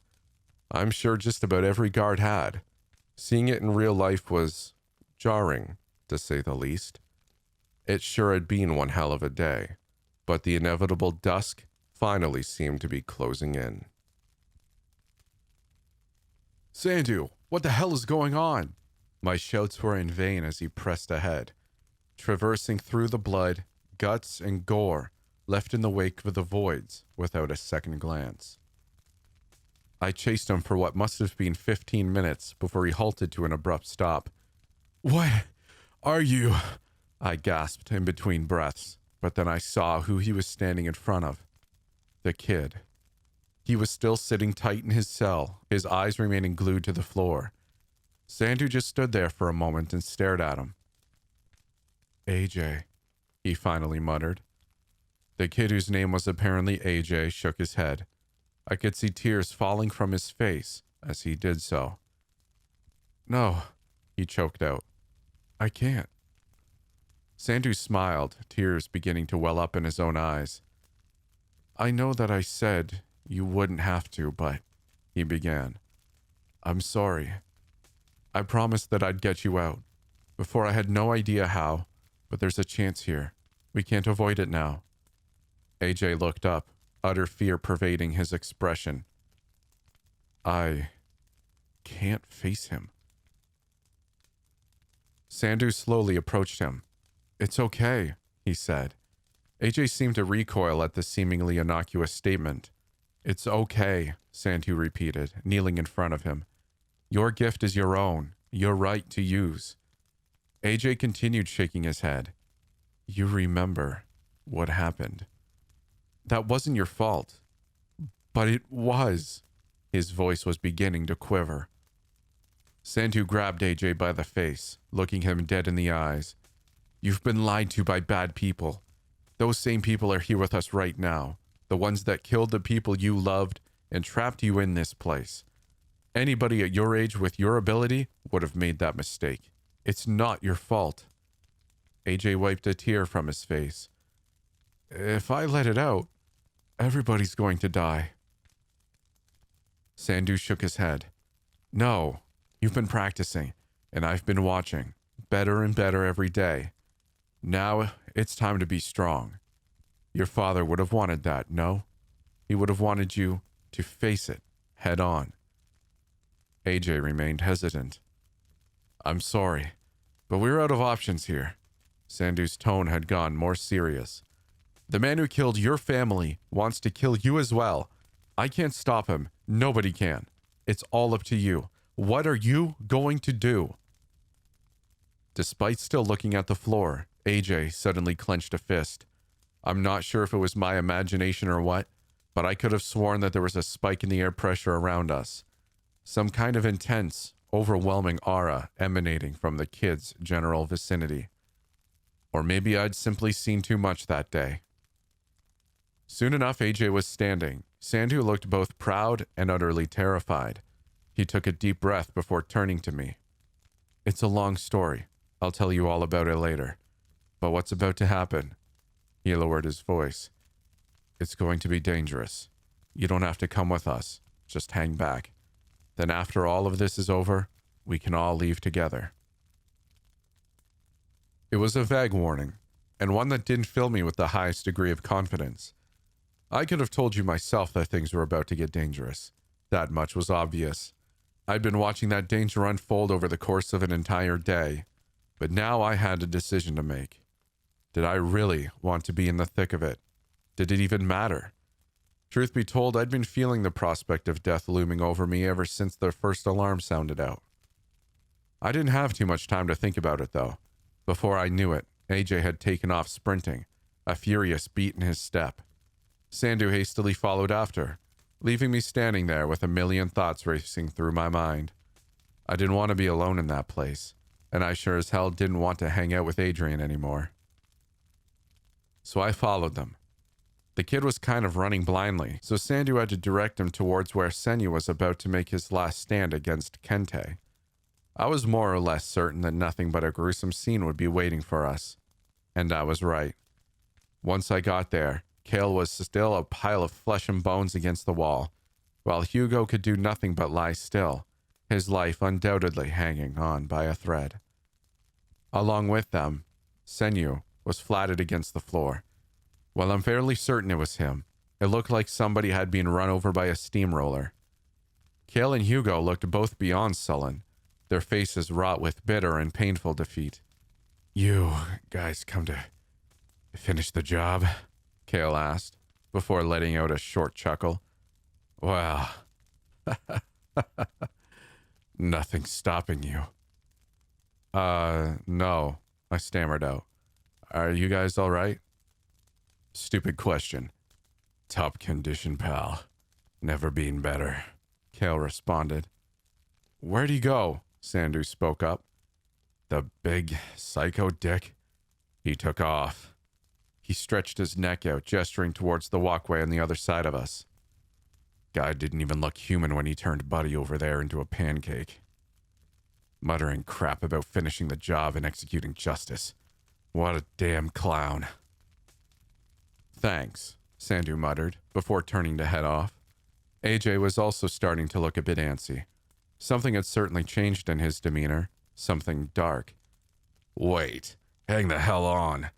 Are you going after him? Aren't you guys like guards or something? How's that gonna work out? And the kid, isn't he... What the hell's going on? Kale called after us. Well, it's a bit complicated, I responded, but I think it'll work out. I wasn't so confident in reality. Kale scoffed and chuckled. Right. Of course. Well, it's not like I want you guys to lose, he smirked. Go and kick his ass. I smirked back and nodded. But before you leave, do me one favor. Is the priest still alive? He hasn't said anything in a while, but I think I saw him twitching a bit. I looked over at Hugo. Despite his dead expression, he was still blinking every now and then. Yeah, I responded. Cale rested his head on the wall and nodded. Okay. Good to know, was all that he said. After that short exchange, we were off running to face the insurmountable wall known as Kente. While we were looking for him, he was sure as hell looking for us as well. As we moved, I tried to gauge what Sandu was thinking. It wasn't terribly clear from his expression, but I could tell that his conviction in that moment was less than strong. Given what I knew, I could have viewed the situation from a lot of possible angles, many of which would have led to Sandu acting as a less than moral party. But there was lost context here. I knew the guy, and unless he'd been acting all these years, there was only one conclusion I could have reached myself. For the sake of the kid, this was something that we had to do. Hell, I never believed for a second that he was malicious in nature. My thoughts were running too fast. Before I knew it, we were standing right in front of Kente. His suit had been damaged pretty badly, and he had dried blood caked all over him, although I doubted that most of it was his own.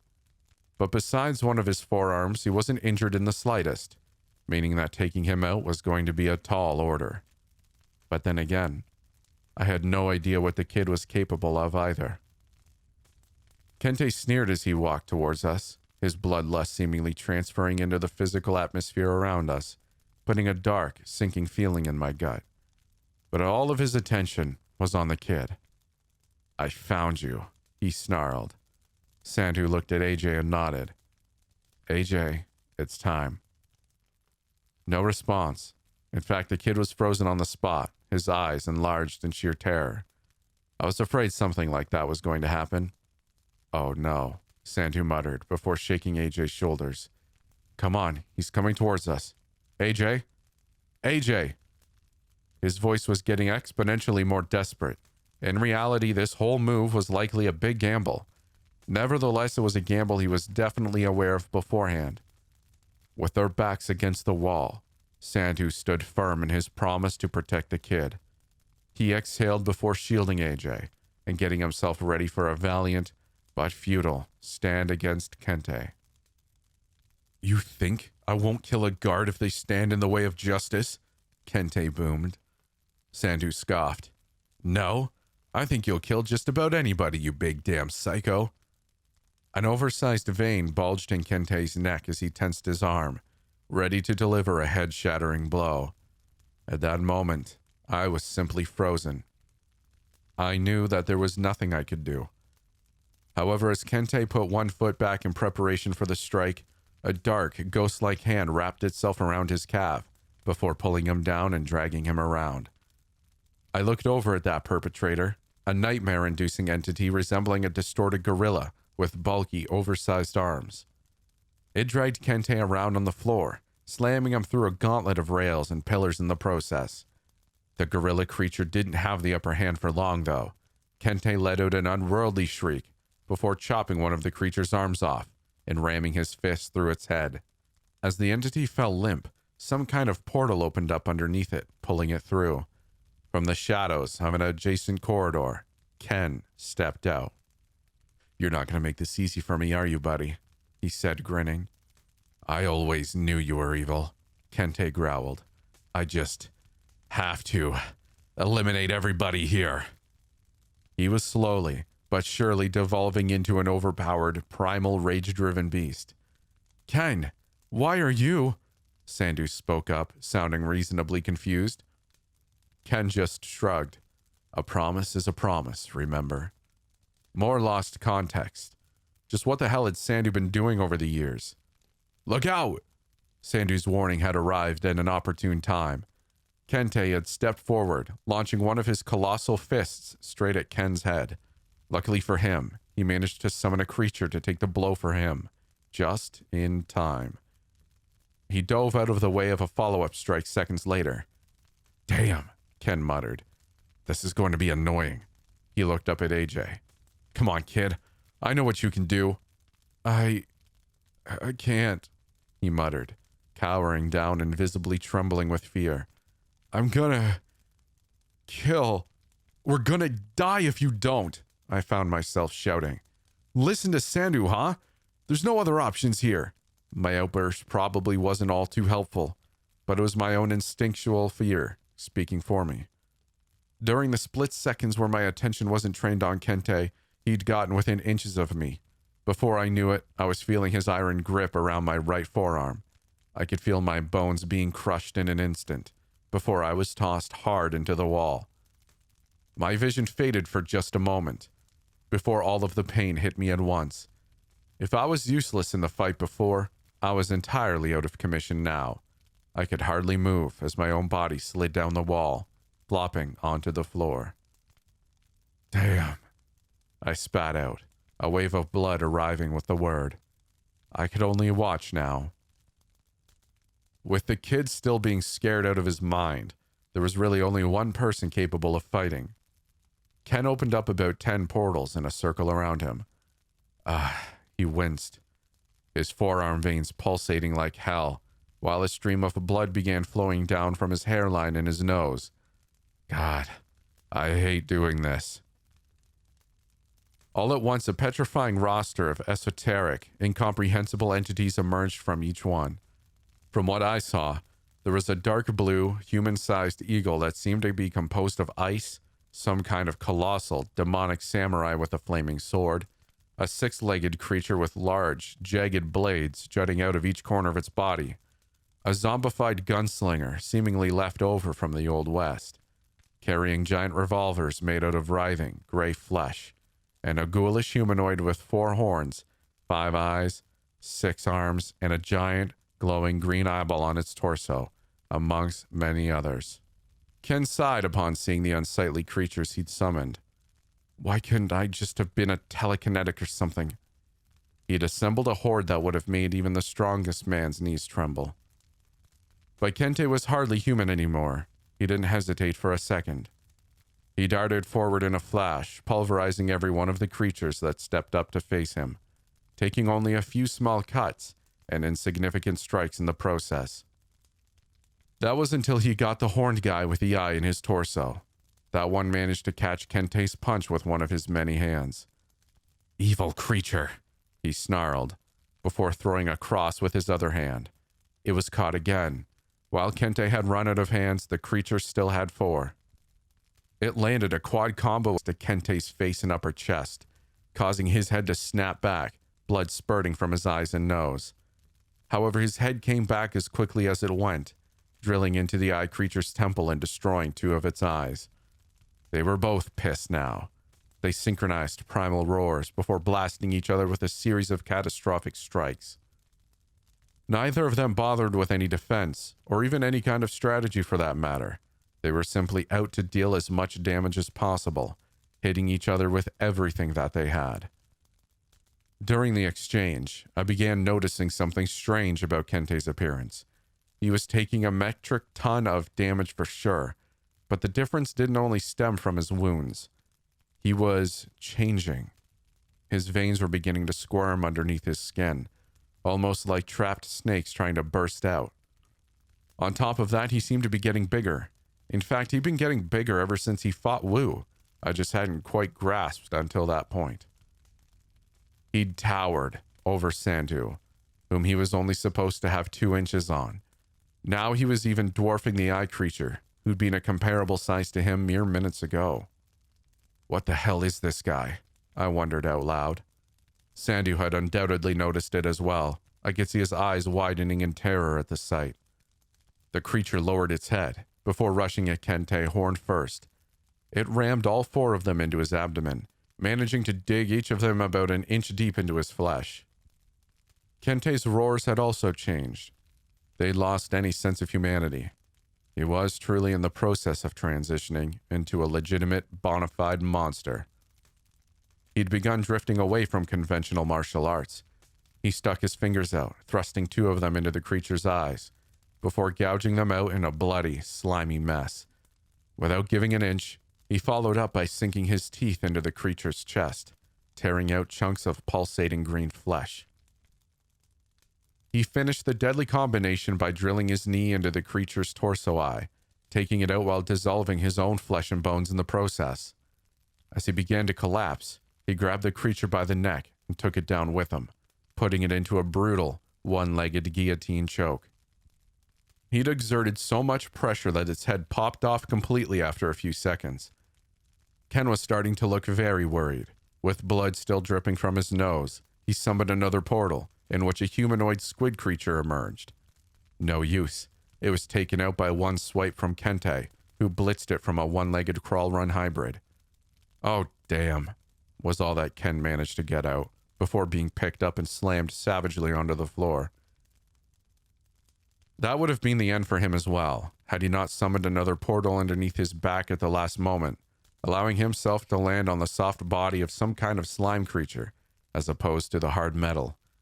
He rolled away, hardly managing to dodge a follow-up stomp that not only decimated the creature, but the floor itself. Now wheezing and bloody all over, Ken looked up at Sandu, his face twisted in fearful desperation. No, not at Sandu. He was looking at the kid. "Come on," he muttered. "I know you can do it." The kid's expression didn't waver, no spark returning to his frightened eyes. It's hopeless, I thought to myself. Do your memories really flash before your eyes when you think you're about to die? Well, some of them do, the ones worth remembering. An attempt to justify the way that you lived, the decisions that you've made. You come to one daunting realization. You were there, in the midst of the mystery known as life itself, and now it was all about to fade.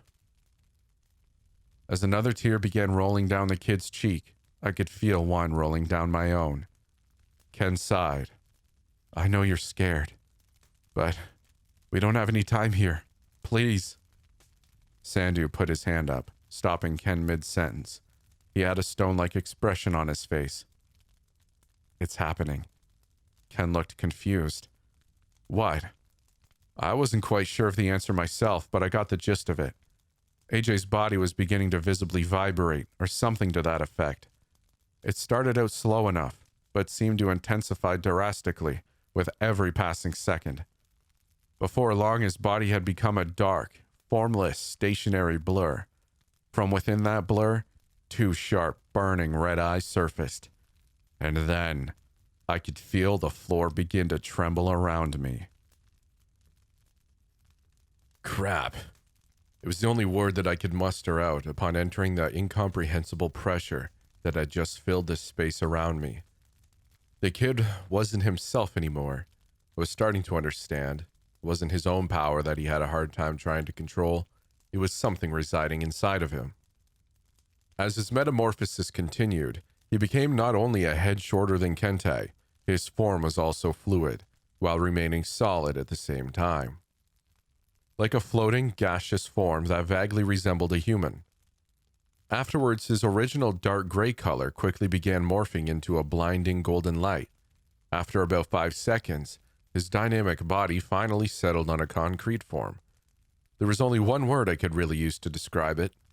A warrior. Tall and lean, with thick flowing hair that extended down to his shoulders. He held a lance seemingly composed of sheer light, along with a complementary shield. He had armor on, albeit minimally, just chest, shoulder plating, along with a pair of knee-length shorts. The potential origin of such an entity was lost on me.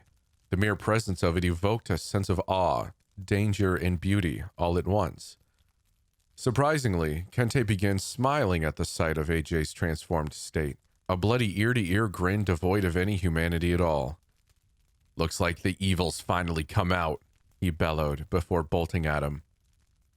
AJ's warrior form managed to counter all of Kente's initial attacks before delivering a brutal sequence of his own. He slashed Kente across the stomach, creating a deep gash, before impaling him through the torso and smashing him through a metal side beam. Still, I couldn't get too excited. The whole situation seemed oddly familiar. Kente encounters an enemy initially more formidable than himself and gets beat down at first, only to end up massacring them in the end, regenerating nearly instantly, while also getting bigger and stronger in the process. We were going up against rapid evolution, which is one of the worst powers you could possibly hope for in an opponent.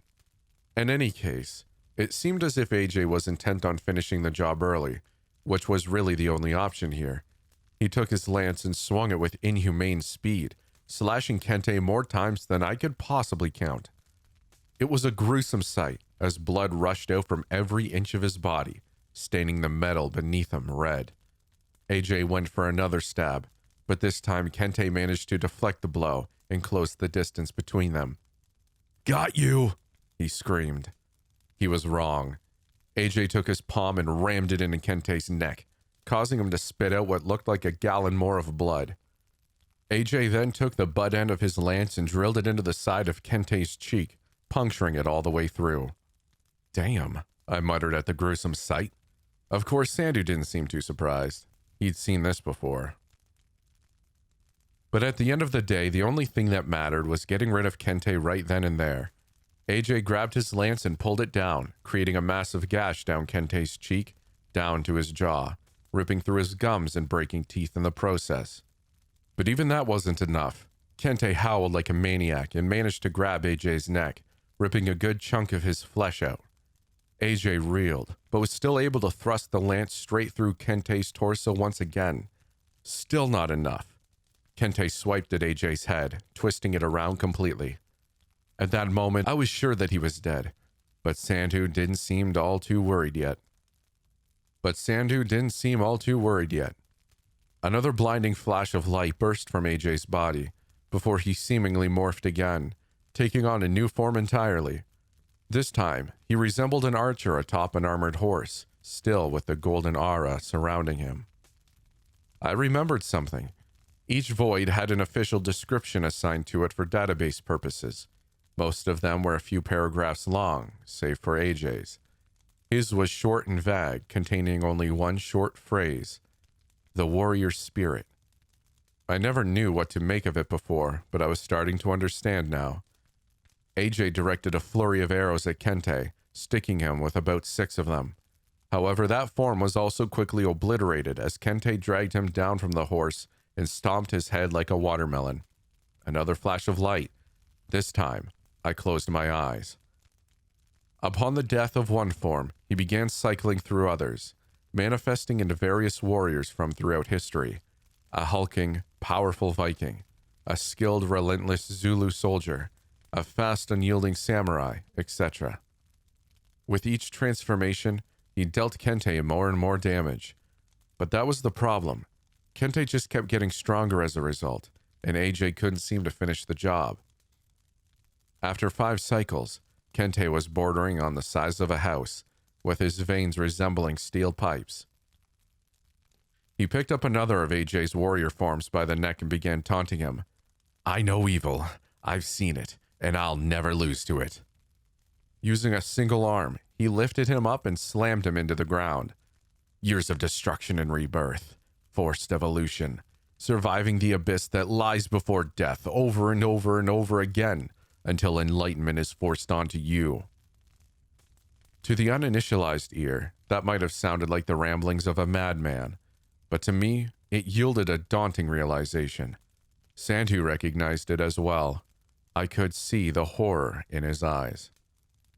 Throughout history, humans have done too many cruel things to each other to possibly count. And for what reason? Well, that list is unending.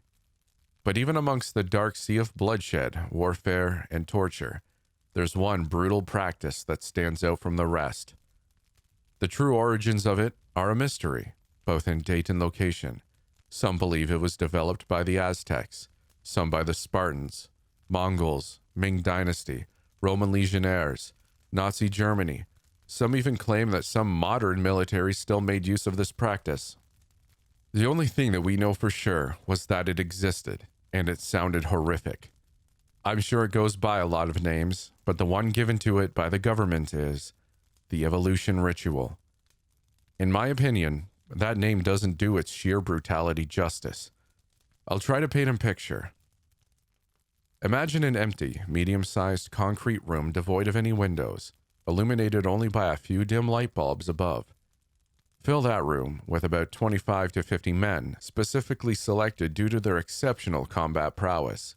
Fighters, soldiers, mercenaries, etc. Now seal off all the exits and inform the subjects that only the last man standing will be afforded the right to leave. Leave them to fight to the death. Conduct hundreds, or however many, of these death matches at once.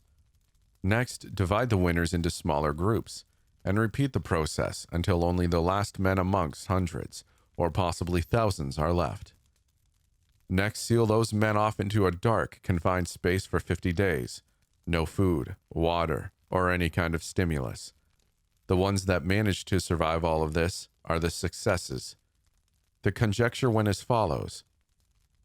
If an individual's mind and body managed to endure such a torturous gauntlet, they would have eclipsed some kind of threshold, undergone some type of rapid evolution. These were the men with exceptional latent potential, the ones who possessed something more than conventional strength and willpower. Under such drastic circumstances, their minds will have tapped into a reserve of power beyond human physical and mental limitations. I'm gleaming over some details, of course, but that's the gist of it. Sounded like bullcrap science to me, but hey, what the hell do I really know at this point? Sandu and I learned about the existence of this ritual following an internal breach of information that was even classified for us. We also learned that sometime after World War II, a unit of soldiers and intelligence officers came across the aftermath of one of these rituals in a large, remote and decrepit building somewhere in the Thar Desert after the White House received some kind of obscure message containing a pair of coordinates. Inside, there were upwards of 1,100 human skeletons, all scattered throughout various rooms in the structure. The strangest part, there was a set of small chambers at the center of the building, where 6 emaciated, horribly scarred men were shackled to the walls. However, while certainly dead, they hadn't even begun decomposing yet. Well, except for one, that is. One man was still alive. This mysterious figure was dubbed the Unkillable Man. To this day, we have no idea what kind of organization conducted the ritual, or who sent the coordinates. And the biggest question, why? I'm getting off topic here, though. We also couldn't figure out who this mysterious unkillable man might be, and although it was by no means definitive, we now had a clue. Before AJ could get another word out, Kente killed him again. By this point, I'd regained some movement in my limbs, which allowed me to crawl over to Ken and Sandu, who was now certainly looking worried. "Sandu," I said, "how many transformations can the kid go through?" He just shook his head. It looked as if he knew the answer, but didn't want to say it. I looked over, watching as the kid, who'd now become some kind of centurion, tried desperately to put Kente down. Now, I'm not sure if the kid was getting weaker, or if it was Kente who was getting way too strong, but the problem was obvious here. At that point, the kid was only delaying the inevitable. Something else needed to happen soon, or we're done for. "I know what happens when he gets pushed to the limit," Sandu spoke up. "What he's really scared of. If that happens then," he trailed off for a moment. "I didn't want it to happen. I thought this was going to be enough." "Don't like the sound of that," Ken muttered. Kente killed the Centurion by strangling it. This time the kid transformed into a hulking Templar knight. I could see Sandu visibly gulp. "That's it," he said. "This is the form he takes before everything goes to hell. If Kente kills this one, then... God, I messed up." At that point, Kente had become so durable that the kid's attacks hardly fazed him. Yet he didn't even attempt to stand down. I suppose that was the so-called warrior spirit, fighting even in the face of impossible odds. At the same time, all we could really do was watch. But before the two could engage in their penultimate clash, we could hear whistling from just behind them. Everybody turned around at once, seeing Nassar casually strolling towards us. "Wow, when'd you get so big?" he said, his eyes wide in awe. "Have you become evil as well?" Kente growled. Nassar put up his hands in a defensive gesture. I'm just here to have fun, big guy. What does that mean? Almost like an answer to his question, we could hear a set of booming footsteps approaching.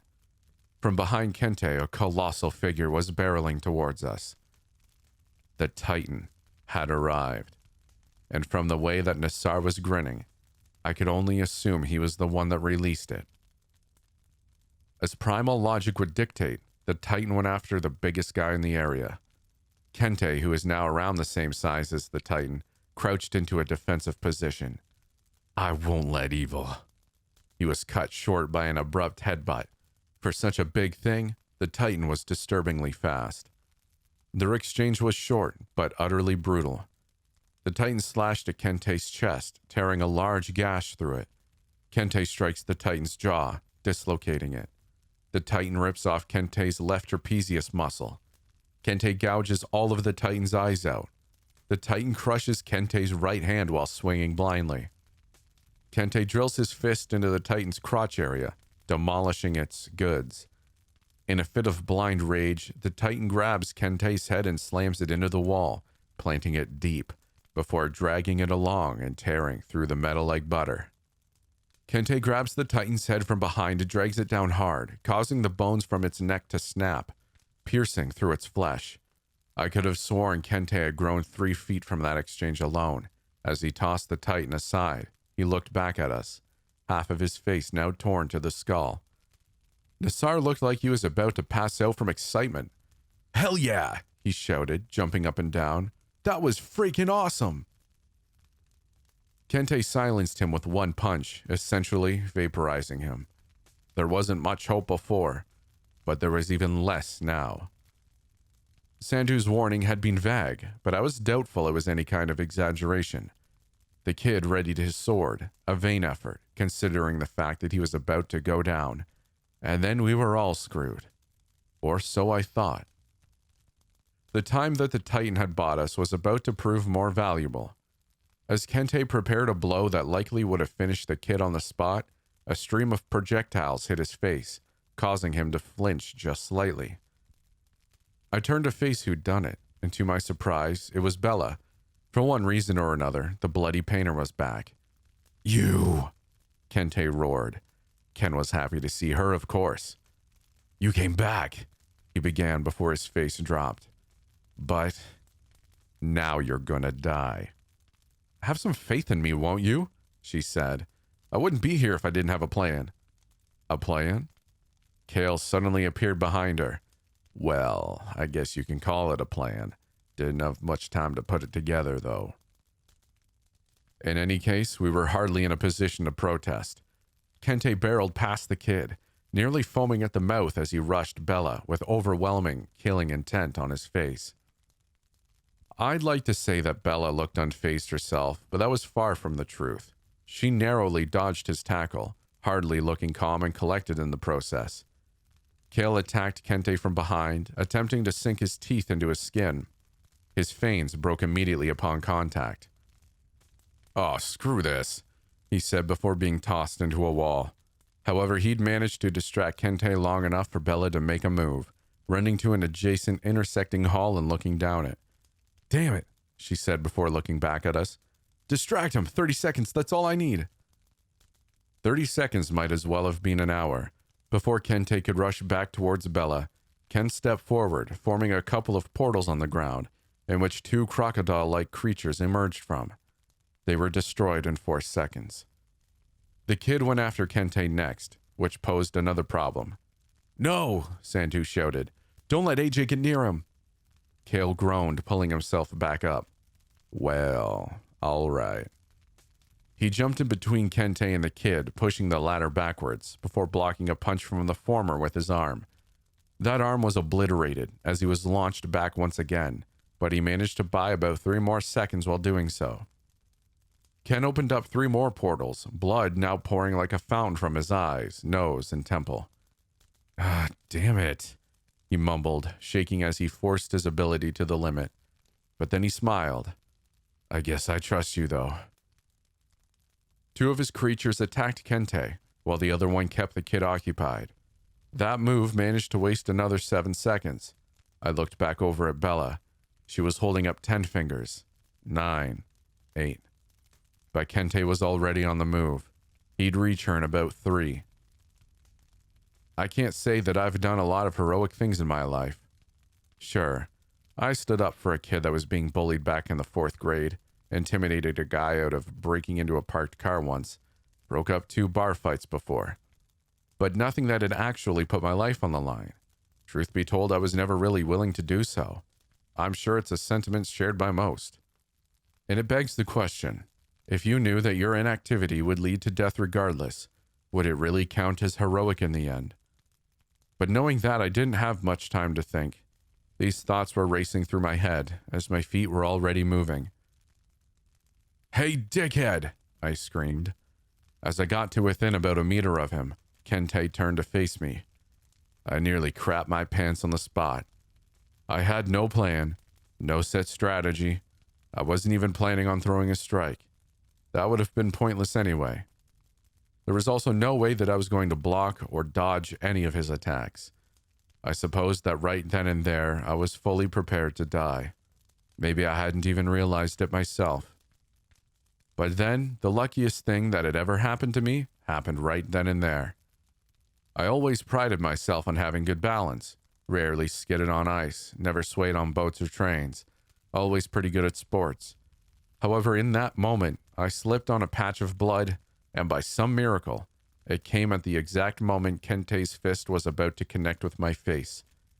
Instead of my skull being pulverized, his knuckle only grazed the side of my cheek, ripping a large gash through it as he did so.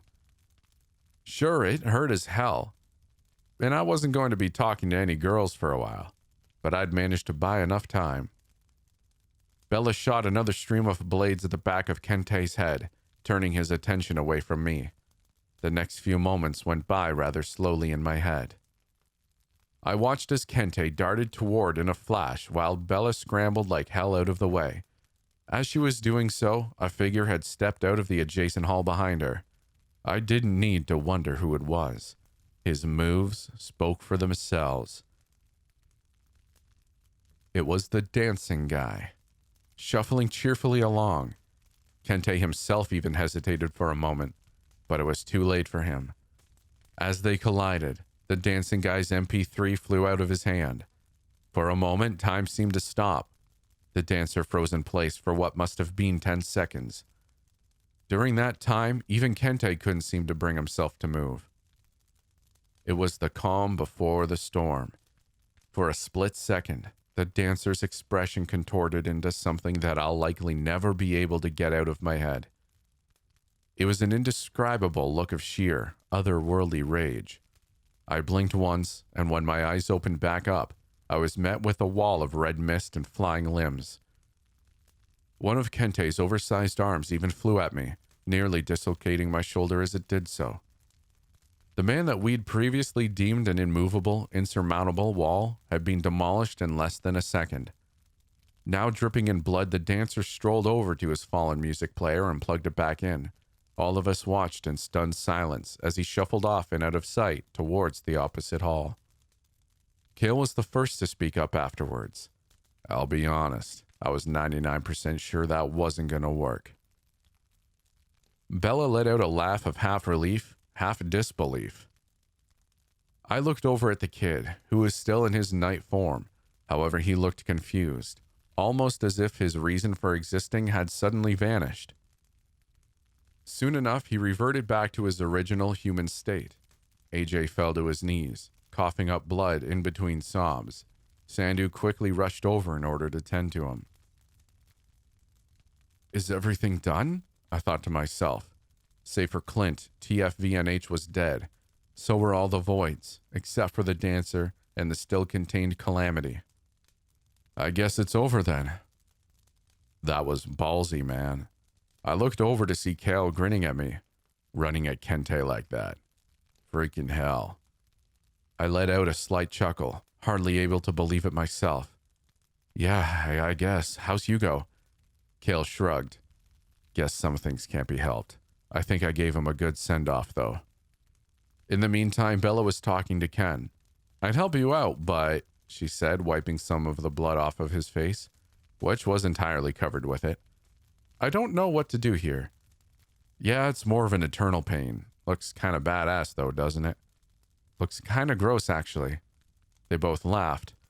That was great, what you did there, he said. Let's call it lucky. Thanks for trusting me there, though.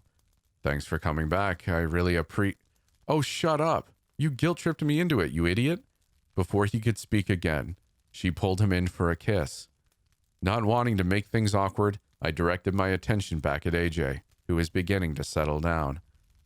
He all right? I asked Santu as I walked over. In place of a response, he simply got up and hugged me. I owe you. A bit longer and he'd be, well, we'd all be.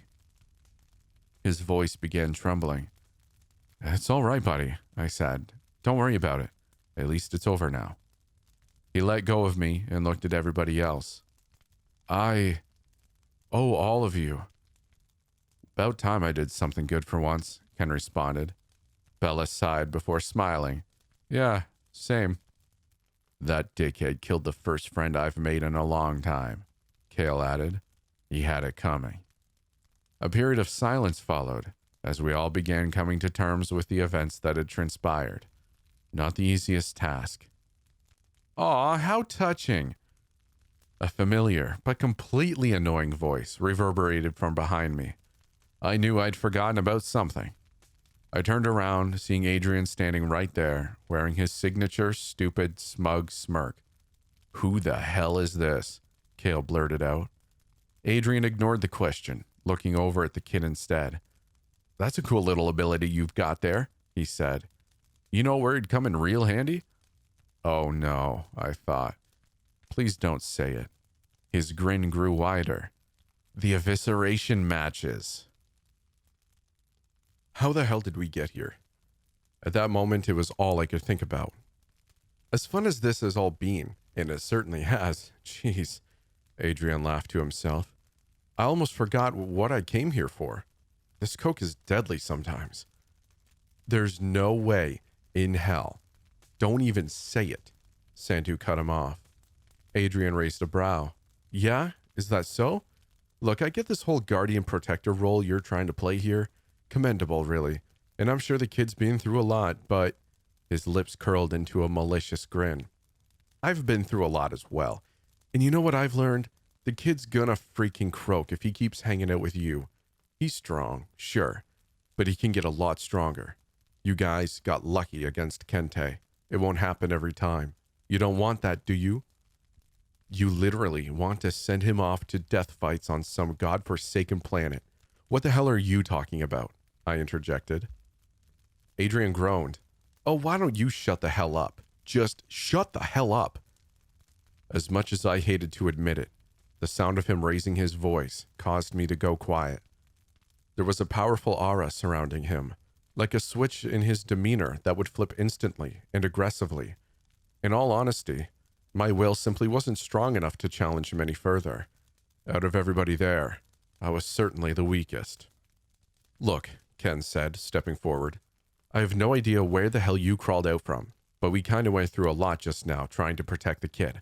We're not going to let him go just like that. Adrian clicked his tongue. I don't like my hands dirty, but... He moved in a flash, rushing towards Santu with startling velocity. However, his strike was intercepted by Cale at the last moment. Damn, Cale muttered, holding Adrian's fist back. How was this guy strong as well? Adrian struggled for a moment before breaking Cale's wrist and slamming a palm into his jaw. He went back at Santu, only to be stopped again by a stream of blades from Bella, shredding his right arm as he blocked it. Ah! He shouted. Why the hell are you people so hung up over this kid anyway? Are you an idiot? What kind of question is that? Ken said, stepping forward. With his head caked in dry blood, he looked as if he were about to pass out at any moment.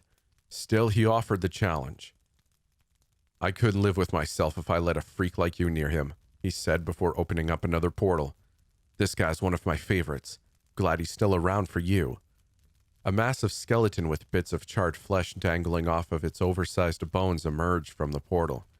It revved up an equally oversized chainsaw before charging at Adrian. What the f... He barely got the words out before he was forced to evade certain decapitation. He bobbed and weaved away from the devastating blades, before eventually taking a few nasty cuts. At the same time, Cale was back on his feet, giving Adrian further trouble on top of it all. Bella soon joined in, forcing his back against the wall. "Damn it," he spat, before leaping into the air and obliterating a good portion of the skeleton's skull with an elbow strike. Not enough. The skeleton grabbed him by the neck and thrashed him onto the floor. Cale swooped in, knocked him back down. "About time to give up, don't you think?" He grinned. Adrian spat out a good amount of blood. "You really don't want that." He bolted up, drilling his head into Cale's chin, before launching himself headfirst at the skeleton's torso. "I figured it out," he screamed. "I just need to get rid of your damn arms." He did just that, snapping both of the skeleton's elbows at the joints, causing it to drop the chainsaw. He was about to go in for the killing blow when a stream of Bella's shards hit one of his eyes, blinding him. "Damn it," he shouted. The skeleton capitalized on the momentary distraction, kicking him into a wall. Safe to say, things were not going Adrian's way. He looked up as Cale, Bella, and the skeleton began converging on him all at once, his expression still rife with frenetic, concentrated rage. However, it didn't linger. Soon enough, he began smiling. "Okay, all right," he said, holding up a hand. "Can't say this was a fair fight, but you got me. Damn, I thought I was tougher than this." He stood up, the grin still plastered across his face. "Guess it's time for Plan B." "What the hell does that mean?" Ken asked. "Well, I gave you a hint. You are not going to like this." From his pocket, he pulled out some kind of clunky switch wrapped in a mess of wires. "I'm releasing the big boy, the Calamity." The hairs on the back of my neck stood up. Cale began stepping forward, but Adrian held his hand out. "Are you dumb? You're nowhere near fast enough to get to me in time." He suddenly looked over to Bella, who was visibly itching to spray him with some more blades. "You two, don't even friggin' try it." "Don't you know how stupid of an idea this is?" Ken said. "Okay, Prof, lecture me some more. I mean, you guys brought this onto yourselves. I had a simple request." He let out another insane laugh before abruptly going serious. "Last chance, I mean it." Nobody moved. In fact, nobody said anything at all. We were all at a loss for what to do. "You could have figured out how to release it," Ken finally spoke up. "You're bluffing." "Yeah? Well, you're pretty freaking annoying." He flipped the switch before dropping it on the ground. "I'm a damn genius," he said. "I can do anything." As Adrian continued to grin with malicious anticipation, the rest of us waited in tense silence for what felt like 5 minutes, but nothing happened. Ken broke the silence. "You know when people bluff, they usually don't go this far." Adrian's face contorted into a confused rage. "Give me a damn break," he spat out.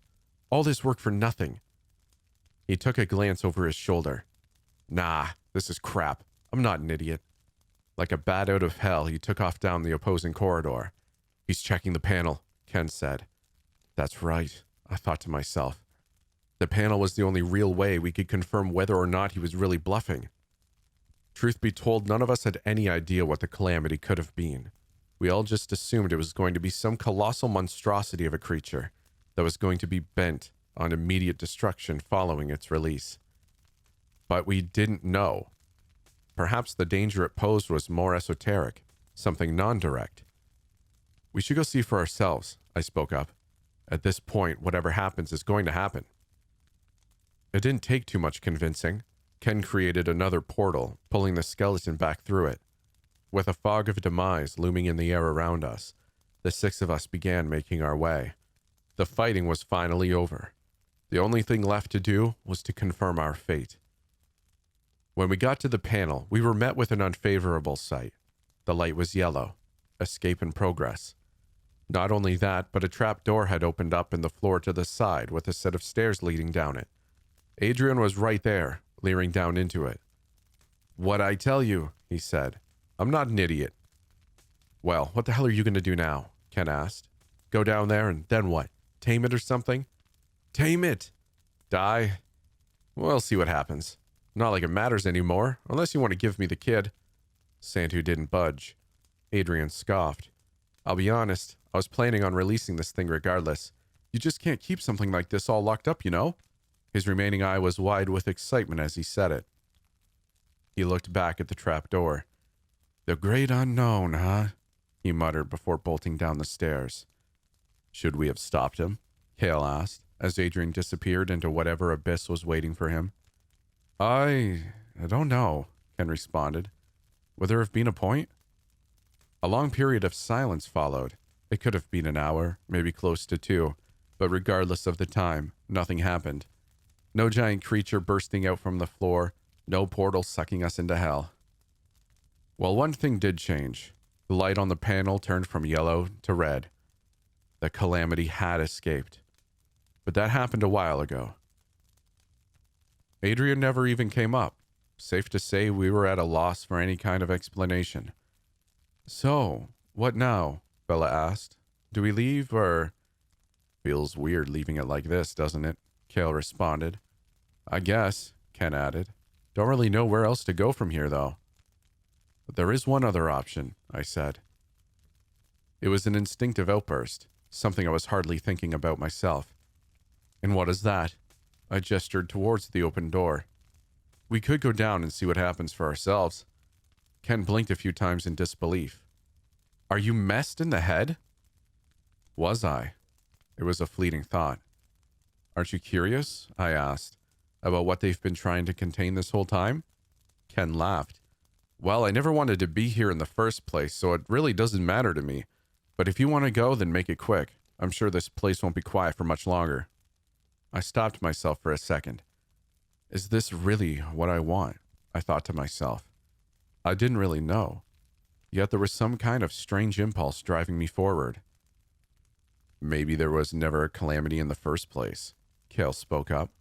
What if this was just a scare tactic? That theory could have held some weight, but it didn't answer the question of what the hell had happened to Adrian. Oh, it exists for sure. A new voice came from behind us. We all turned around, already on edge from everything that had happened before. But it was Clint, still bloody and beaten from his bout with the warden. Clint! Ken grinned at him. Geez, you're still alive? Nassar and I made a bet about whether or not you were going to survive. Can't really collect now since he's dead, though. Yeah, Clint smiled back.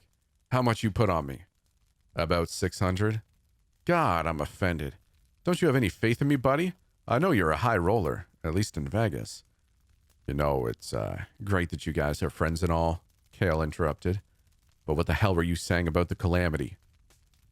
I'll tell you, but first you gotta tell me something. Who the hell opened up that door?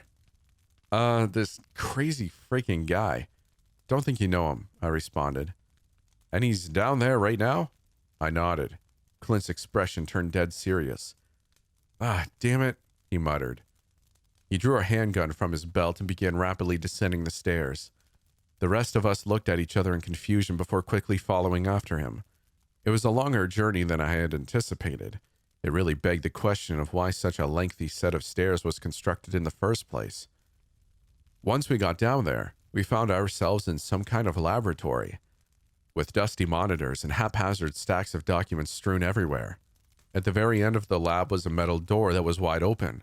We could see Adrian standing inside the room that led into it. I couldn't really tell what he was doing at first. It kind of just looked like he was standing still. And then I realized that's all he was doing. He paid no attention to us. He was simply staring ahead. Although I couldn't quite see what he was staring at. At first, that is. Whatever you do, do not look inside that damn room, Clint shouted at us. He said it just a little bit too late. I don't know how I can describe what I was seeing. On the surface, it's simple. There was a monitor. Adrian was simply staring at a monitor. But what was on that monitor was tougher to explain. An amalgamation of incomprehensible shapes and figures, shifting and moving in ways completely alien to human perception. And then there were the colors. Colors I'd never seen before in my life. Colors that I'm pretty sure didn't exist. In that moment, I could feel my mind fading, a sense of self dissolving into the void. I was utterly transfixed on whatever the hell was on that monitor. I could feel some kind of strange pleasure overwhelming my senses. But at the same time, I was trying my absolute hardest to look away. My emotions were utterly conflicted, which only worsened the already perplexing situation. I was eventually snapped out of it after some unknown duration. I remember jumping at the sounds of multiple gunshots before feeling a debilitating migraine and experiencing fleeting moments of blindness. I bent over in pain before blinking a few times and looking back up to see Clint carrying Adrian's limp, bullet-ridden body, with the door to the room now shut behind him. As soon as he was done with that, he pressed his back against the wall, eyes wide and breathing heavy like a child who'd just seen a ghost. "What the hell was that all about? And what the hell is wrong with you?" Ken asked him.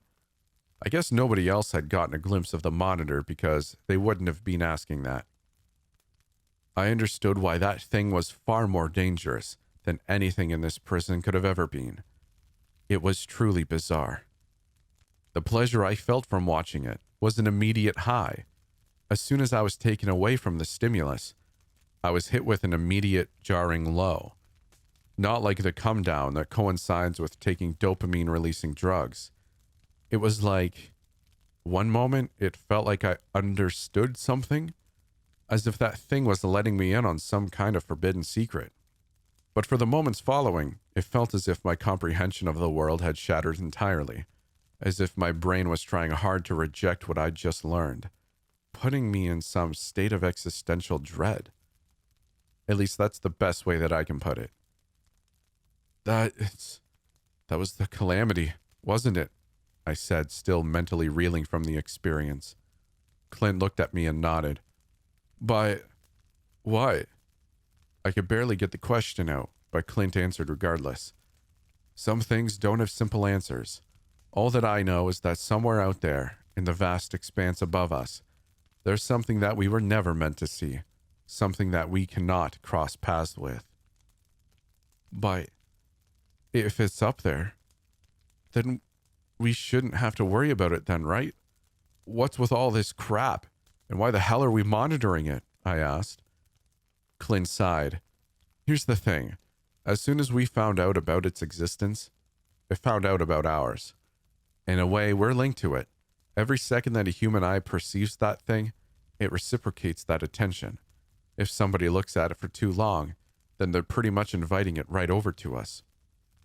I could hardly respond to this crap. I guess I should tell you all this part as well, he continued. It's already coming towards us. Best ETAs put it at about around 19,000 years away.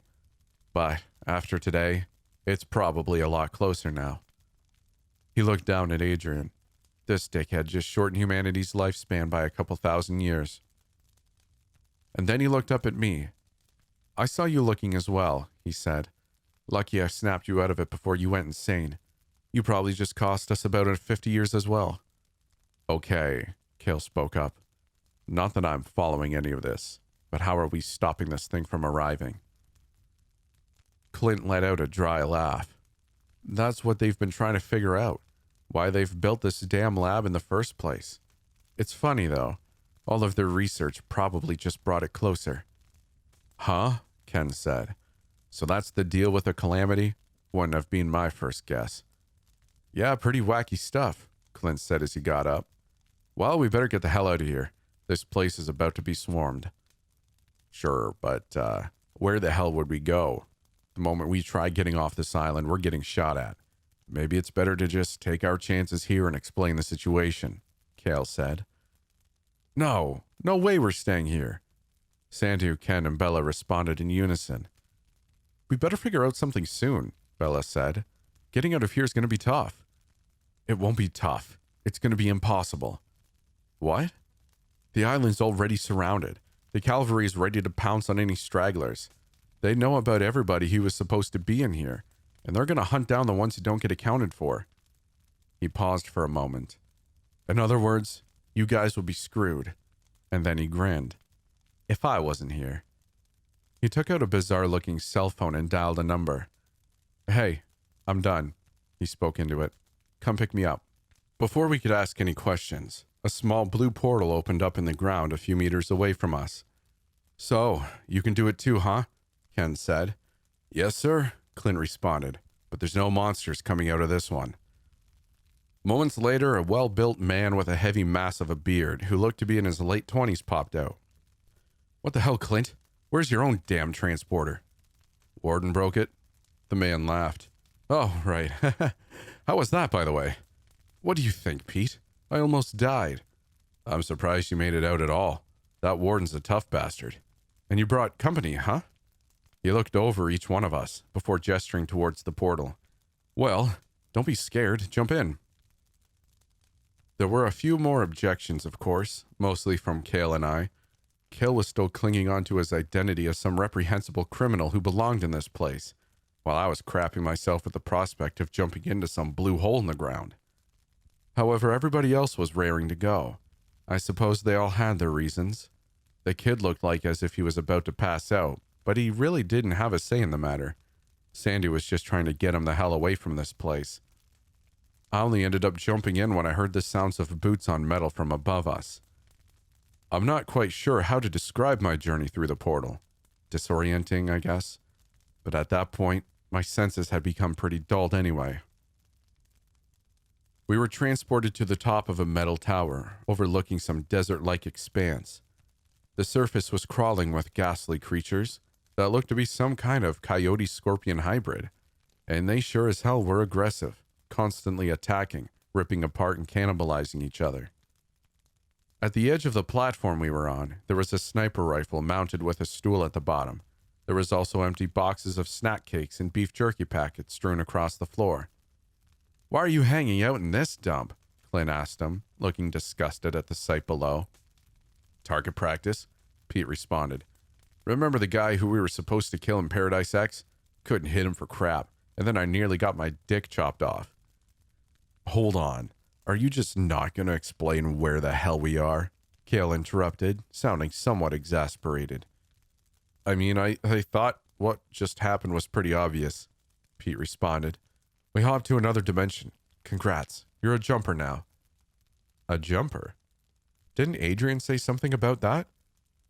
So, where do you want to go next? Clint asked. Wait. What do you mean? Ken spoke up. Like, to another dimension? Clint nodded. Well, I mean, I thought we were... Geez, Ken, I thought you were a little more adventurous than that. Ken sighed. I make my way around Earth pretty well, you know. I'm down, Bella said, causing Ken to whip his head around. You're serious? Yeah, I mean, what's left to do on Earth? Might as well see something cool while we're alive. Besides, if you go back, you're just going to get captured again. You really aren't as slick as you think. And what was that thing you told me all those years ago? Ken raised an eyebrow. I'll follow you anywhere, Bella said mockingly. Ken chuckled somewhat nervously. I never said that. Maybe it was similar, but it wasn't that lame. Whatever, Bella continued, walking towards Clint and Pete. I know where I'm going, and it's not back to Earth. Ken hesitated for a few more moments before ultimately relenting. Jeez, he said. This is messed up. What about you, vampire? Clint looked at Cale. I'm not sure, he responded. I think a vacation's more than I deserve. Clint continued. So you think that rotting away in a prison's gonna do anybody any good? Well, I'll tell you something that might pique your interest. There's a planet named Gehenna out in an area called the Dark Zone. There's no rules there. No interdimensional government has any jurisdiction over it. And any task force they send gets obliterated. And trust me, there's some bad stuff happening to innocent beings over there.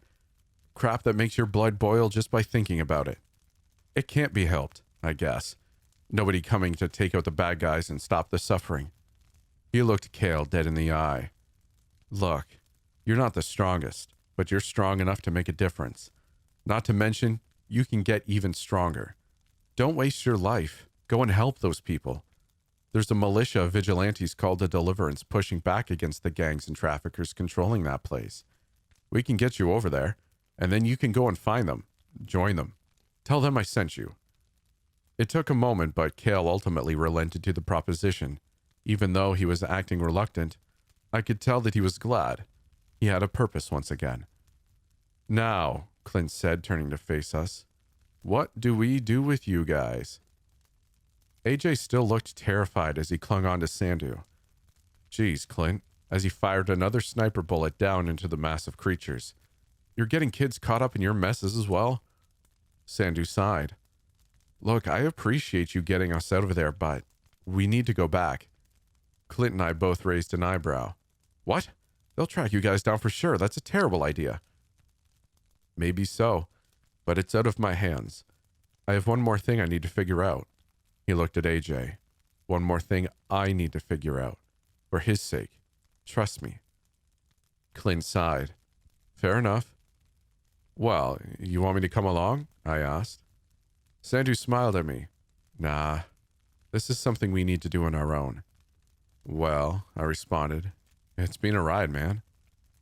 It felt weird saying bye to him like this. Yeah, sure has. But if things work out, you'll definitely see me again. And just like that, everything had been settled. Sandu and AJ were headed back to Earth, their exact destination. Well, I'd rather not say it on here. Kale was headed to Gehenna in order to join the Deliverance. Pete stayed on the desert planet in order to continue his shooting. Once Clint had fixed his transporter, him, Ken, and Bella went off to God knows where. Well, to be more accurate, I went with them as well, but things got complicated pretty quickly, and we got separated. So where am I now? That's a long story for another time. I'm back on Earth right now, but I won't be able to stay here for long. The chasm has been rebuilt, and they've appointed an actual head warden who's been looking for me. I hear he's a real hard ass. On top of that, I have piles of unfinished business scattered here and there, and if I don't deal with those, then, well, they'll definitely be coming back to haunt me. But I think things will work out in the end. At least, I hope they do.